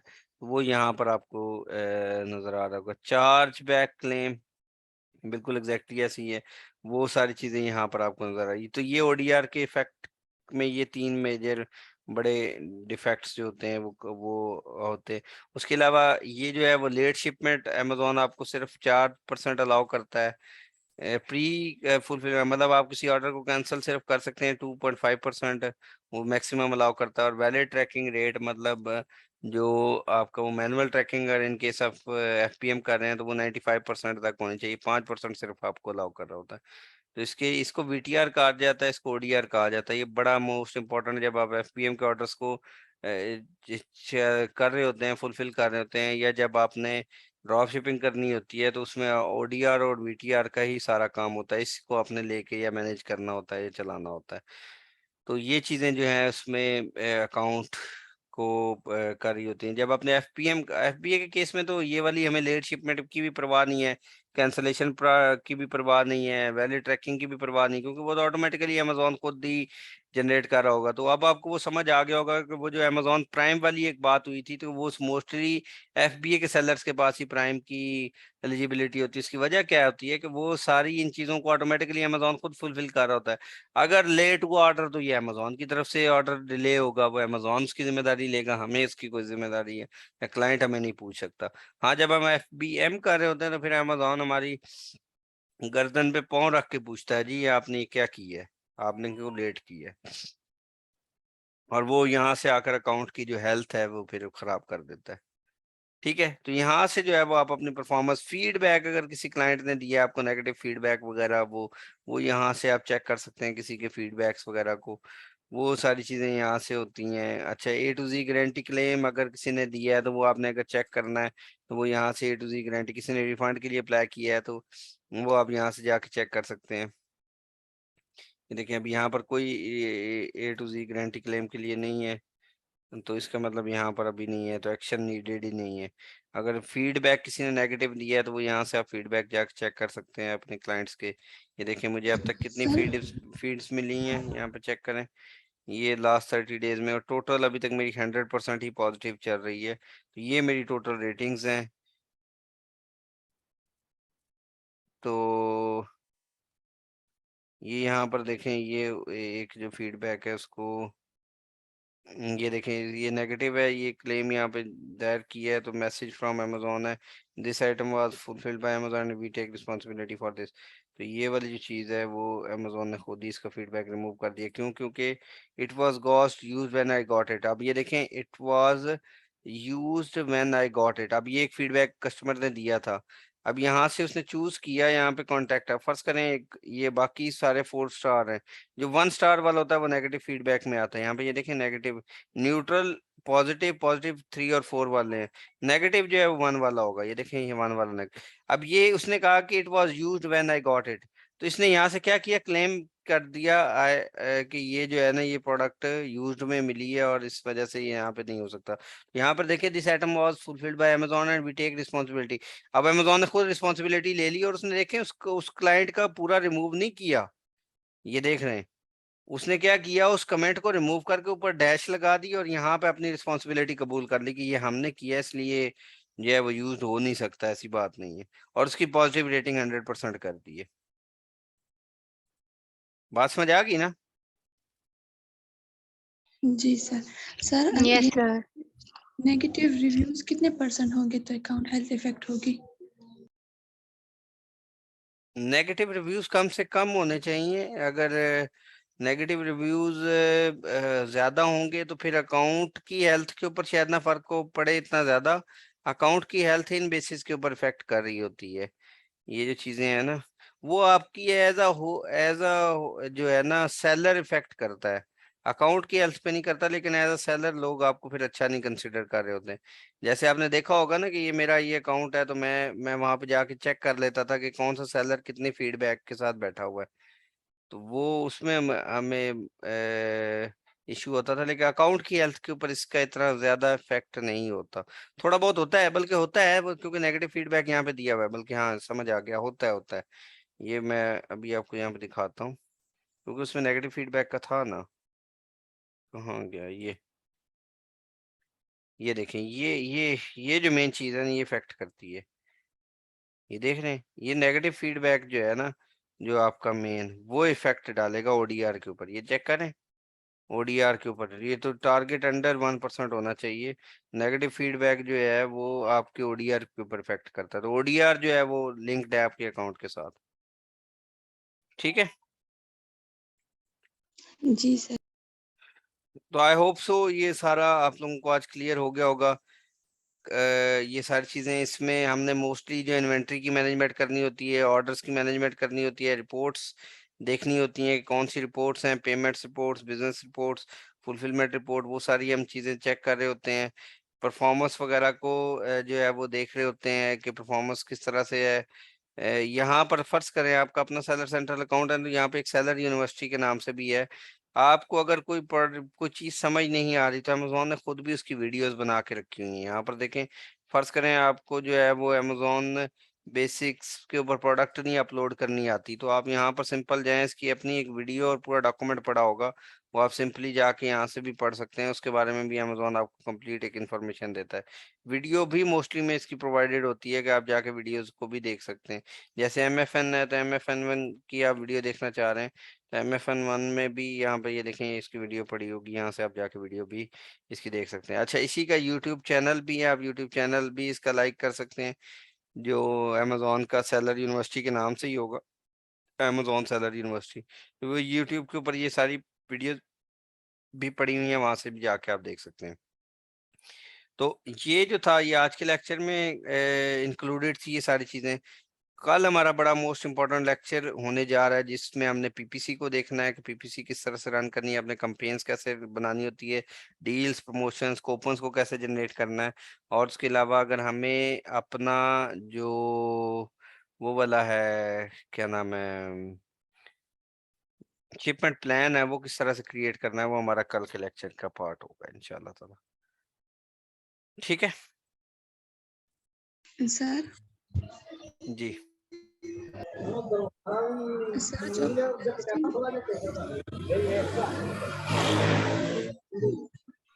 लिस्टिंग के दौरान जो हम कीवर्ड रह जाते हैं लिस्टिंग में, तो उसको जब हम सर्च टर्म में डालेंगे तो सारे इसी तरह क्या होगा? जी जी, अभी बताएं। सर जो हमने मेन वो कीवर्ड के एनालिसिस करके कीवर्ड निकालते हैं और फिर लिस्टिंग में उसको कुछ तो लिस्टिंग में हम एडजस्ट कर देते, जो रह जाते तो सर्च टर्म में जब हम डालेंगे तो इसी तरह जो सारे रह गए वो डालेंगे कि नहीं, कोई खास उसमें से? नहीं, मोस्टली जो हमारे पास रह जाते हैं, जो अच्छे कीवर्ड्स होते हैं, वो उनको हम लिस्टिंग के वो उसको बैक एंड पे डालते हैं। जो अच्छे कीवर्ड्स, जो मिस स्पेलिंग वाले कीवर्ड्स हैं, अदर लैंग्वेज वाले कीवर्ड्स हैं, लेकिन उसका सर्च वॉल्यूम और बाकी चीजें बहुत अच्छी हैं, तो वो उनको हम बैक एंड पे डालते हैं। जैसे कोई मिस स्पेलिंग है, कोई जल्दी में लोग जो लिखते हैं तो वो इस तरह से लिख देते हैं, तो वो वाले कीवर्ड्स हम बैक एंड पे यूज करेंगे। और आपको पता है उसका सर्च वॉल्यूम भी बहुत अच्छा है, सेल भी बहुत अच्छी है, लेकिन उसको हम टाइटल या बुलेट पॉइंट या डिस्क्रिप्शन में नहीं लिख सकते, तो उनको हम बैक एंड पे यूज करेंगे, सारे जी कीवर्ड्स को यूज करेंगे। जी सर। और सर ये इमेजेस जो हम प्रोडक्ट लिस्टिंग में जो इमेजेस प्रोडक्ट को शो करने के लिए डालते हैं, वो तो हम लिस्टिंग में वहाँ सेलर सेंट्रल अकाउंट में ऑप्शन होता है, जी जी लेकिन तो बिल्कुल। डिस्क्रिप्शन में हम A+ कंटेंट ऐड करते, तो ये इसी तरह पहले वर्ड पे ऐड करके वही पिक्चर भी नहीं उसमें नहीं नहीं इंसर्ट। नहीं नहीं नहीं नहीं नहीं, उसके लिए ना पता क्या जरूरी है, एक तो आपका ब्रांड रजिस्टर्ड होना जरूरी है, और बाकी एक दफा लिस्ट हुई होना जरूरी है प्रोडक्ट। वो फर्स्ट टाइम जब लिस्ट हो जाएगी, उसके बाद आपका वो ब्रांड रजिस्टर्ड है, तो उसके बाद आप उसका A+ कंटेंट देख सकते हैं। स्टार्ट में हम सिंपल डिस्क्रिप्शन लिखेंगे, उसके बाद ये देखें यहाँ पे हमारे पास A+ कंटेंट मैनेजर होता है। अब ये एक होलसेल का अकाउंट है, तो वो मुझे मांगेगा कि आपकी ब्रांड रजिस्ट्री हुई है। वो ब्रांड रजिस्ट्री जो है ना, वो अगर आपकी हुई है, तो फिर आप ये देखें, वो कह रहा है कि ब्रांड रजिस्ट्री प्रोसेस से गुजारे अपनी, तो वो ब्रांड रजिस्ट्री हुई है, तो फिर यहाँ पे A+ कंटेंट का हमारे पास ऑप्शन आ जाएगा कि वो कहे पूछेगा कि आप किस प्रोडक्ट की लिस्टिंग करना चाहते हैं। तो वो बने बनाए मॉड्यूल्स हैं, जिस तरह से ये बने बनाए होते हैं ना, 3 मॉड्यूल, 4 का मॉड्यूल का, वो 3 पिक्चर्स वाला मॉड्यूल होगा, 2 मॉड्यूल्स वाली पिक्चर्स वाला मॉड्यूल होगा, उसके नीचे कुछ कंटेंट लिख सकते हैं, कुछ में नहीं लिख सकते हैं, वो सारी चीजें यहाँ पर मेंशन नहीं होंगी। ठीक है। जी सर। वो बना बनाए मॉड्यूल्स होते हैं, उसके नीचे हमने कंटेंट लिखना है, उसके अंदर तस्वीर फिक्स करनी है और बस वो हमारा बन जाएगा। उसके वो विद इन 24 आवर या 48 आवर्स जो है ना, वो अपडेट कर देता है और प्लस कंटेंट लिखा जाता है उसमें। वो जी हम सर। उसी साइज की तस्वीरें बनवा लेते हैं, वो जो उन्होंने डायमेंशन दी होती है ना, जो मॉड्यूल फर्ज करें हम 4 तस्वीरों वाले मॉड्यूल को यूज करना चाह रहे हैं, तो 4 वो उन्होंने डायमेंशन दी होगी कि इस मॉड्यूल को इस डायमेंशन की तस्वीर लगा लें वहां पे, तो वो आप उधर यूज कर लेंगे, तो वो फिर उसके बाद वो एक्सेप्ट कर लेता है उसके अकॉर्डिंगली। लेकिन ये लिस्टिंग के बाद होगा, लिस्ट एक दफा कर लेंगे, उसके बाद यहाँ से प्लस कंटेंट लिख रहे होंगे। हाँ, जो स्टार्ट में हमने HTML की डिस्क्रिप्शन लिखनी है वो सिंपल, हम वो उसको लिख सकते हैं। ठीक है। और सर मुझे ये पूछना था कि इसमें बैक एंड पे हमने जो कीवर्ड जो है वो उसमें डालने हैं, अच्छे कीवर्ड जो रह जाते हैं एंड पे, तो उनको बेतरतीब ही डाल सकते हैं। बस वो फ्रेजेस की सूरत में रखें उसको, तरतीब रखने की जरूरत नहीं, बस फ्रेज की कंटिन्यूटी होनी चाहिए। फर्ज करें जो अगर वो कोई लिख रहा है कि किचन नाइफ जोड़ के कोई लिख रहा है, तो किचन नाइफ जुड़ा हुआ ही होना चाहिए, उसी तरह की फ्रेज होनी चाहिए। उसके उसके अलावा बस उसमें स्पेस दें, नेक्स्ट आप कीवर्ड डाल दें, स्पेस दें, नेक्स्ट कीवर्ड डाल दें। ठीक है, फ्रेज नहीं टूटना चाहिए, फ्रेज वैसे ही रहना चाहिए। जी। अच्छा सर, मैं कल एक चीज देख रहा था न्यूज में कि पाकिस्तान में उन्होंने 13,000 अकाउंट, सेलर अकाउंट जो है वो बैन किए हैं। ये वाकई में ऐसा हुआ है? यार वो इसी बात के ऊपर जो है ना, वो एक और भी किसी ने शेयर किया हुआ था, पता नहीं, एक और है वो जैफा अली, उन्होंने शेयर किया हुआ था कि ये पता नहीं इन स्टार्टअप्स वालों को ये वाली इंफॉर्मेशन कहाँ से मिल जाती है, जबकि अमेजोन ने लीगली तो कोई ऐसी रिपोर्ट जनरेट ही नहीं की होती, इनको कहाँ से ये रिपोर्ट्स मिलती हैं। तो वो एक शुगल मीम बनी हुई थी इस बात पे भी। तो होगा शायद कोई इस तरह की डिटेल होगी, लेकिन इनको एग्जैक्ट 13,000 अकाउंट्स का कैसे पता लगा, ये कोई पता नहीं है।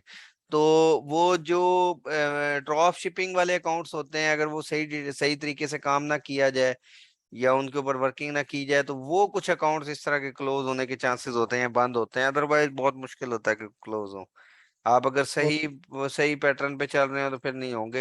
होते हैं क्लोज, ऐसी बात नहीं है कि नहीं होते, क्लोज होते हैं, लेकिन क्या नाम है, और होगा भी ऐसा कुछ ना कुछ नंबर के लिहाज से बंद भी हुए होंगे, लेकिन एग्जैक्ट क्वांटिटी नहीं बताई जा सकती कि इतने क्वांटिटी में बंद हुए हैं।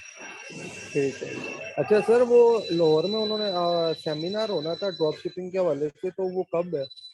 कि वो हो गया हुआ है? यार मेरे ख्याल से 18 तारीख को है वो। 18 तारीख को? आई ठीक थिंक है। सो, दोबारा एक दफा पूछ लीजिएगा आप। ठीक है सर। 18 कब बन रही है? 18 थर्सडे को, शायद उस दिन मैं भी उधर ही हूँ 18 को। सही है। या मुलाकात हो सकती है आपसे। इंशाल्लाह इंशाल्लाह। जी। जी, और कोई क्वेश्चन? सर, जो आपने लास्ट वीक कहा था कि लिस्टिंग आप लोगों ने करनी है किसी भी प्रोडक्ट की, जी जी। तो सर मैंने ट्राई की है, लेकिन उसमें मैंने ए प्लस कंटेंट यानी डिस्क्रिप्शन जो है वो तो कन्वर्ट कर ली, लेकिन कंपटीटर के वही पिक्चर यानी इमेजेस उठा के डाले हैं। चलें, वो खैर है, कोई बात नहीं है, वो आपने A+ कंटेंट के लिए यूज किया है ना? किसके लिए? सर तो प्रैक्टिस के लिए बनाया है, तो मैं ग्रुप में शेयर कर लूँ, आप एक दफ़ा जी जी देख जी लेंगे। जी जी, शेयर करें, मैं ग्रुप में देख लेता हूँ, चेक कर लूंगा, लेकिन अभी नहीं, अभी तो नेक्स्ट क्लास स्टार्ट होने वाली है, उसके बाद ही मैं चेक कर सकूंगा। ठीक है, तो जी आप सर। शेयर कर दें।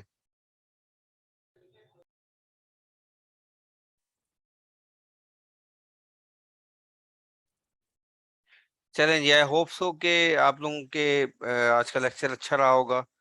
आप लोग जो है वो प्रैक्टिस वगैरह करें, चीज़ों को देखें, चीज़ें काम करें अब, क्योंकि हम वाइंड अप की तरफ बढ़ने लग गए हैं, वाइंड अप की तरफ जा रहे हैं। अब आप लोगों की प्योरली प्रैक्टिस होगी कि आप लोगों ने इन सर्विसेज को किस तरह से देना है। जितनी ज़्यादा दफ़ा प्रैक्टिस करेंगे, जितनी ज़्यादा दफ़ा इन चीज़ों की प्रैक्टिस होगी उतना आपके लिए अच्छा होगा, उतना ज्यादा चीजें बताने को बता दी जाती हैं, उसके बाद काम आपने खुद करना है, परफॉर्म आपने खुद करना है। ठीक है, आपको तरीकाकार, ट्रैक, हर चीज बताई जाएगी किस तरह से आपने करना है। अल्टीमेटली आपने मैदान में खुद वो टूल्स लेके, या जिसको कह रहे हैं तलवारें लेके उतरना है। ठीक है, हाँ स्पोर्ट जरूर जारी रहेगी, चीजें बहुत वो साथ साथ चलती रहेंगी, लेकिन अगेन जिस तरह स्टार्ट में बताया हुआ है, ये जो है ये फील्ड, ये एक प्योर, एक सेपरेट बड़ी फील्ड है, पूरी एक भरपूर फील्ड है। अगर इसको कोई मुकम्मल ज्वाइन कर रहा है तो इसका मतलब उसको मुकम्मल इसके ऊपर ग्रिप होगी हर चीज के ऊपर, तो देन वो परफॉर्म कर सकेगा। अदरवाइज, क्योंकि ये लाखों करोड़ों का बिजनेस लोगों का यहाँ पे पड़ा हुआ होता है, लाखों करोड़ों की सेल्स होती है। आपको यहाँ पे नजर आ गया होगा कि एक साल की सेल क्या थी, तो ये एक छोटा सा अकाउंट है, इसके अलावा लोगों की करोड़ों करोड़ों की सेल्स होती हैं वहां पे। तो वो इस तरह के अकाउंट्स फिर हैंडल करने के लिए जाहिर सी बात है एक्सपर्ट्स वीएस रखे जाते हैं, एक्सपर्ट्स लोग रखे जाते हैं। तो वो एक्सपर्टीज आपको विद टाइम और विद एफर्ट्स आएंगी। जितनी ज्यादा आप प्रैक्टिस करेंगे उतनी ज्यादा आप उन एक्सपर्टीज को अचीव करते चले जाएंगे। ठीक है, आई होप सो के आज का सेशन इंफॉर्मेटिव रहा होगा, चीजें करने वाली हैं। बाकी जो आप लोगों को टास्क दिए हुए हैं वो उनकी प्रैक्टिस जारी रखें, करते रहें आप लोग अपने पास। ठीक है, यस सर। Okay sir. चलें जी, थैंक यू सो मच, अल्लाह हाफिज। अल्लाह अल्लाह हाफिज।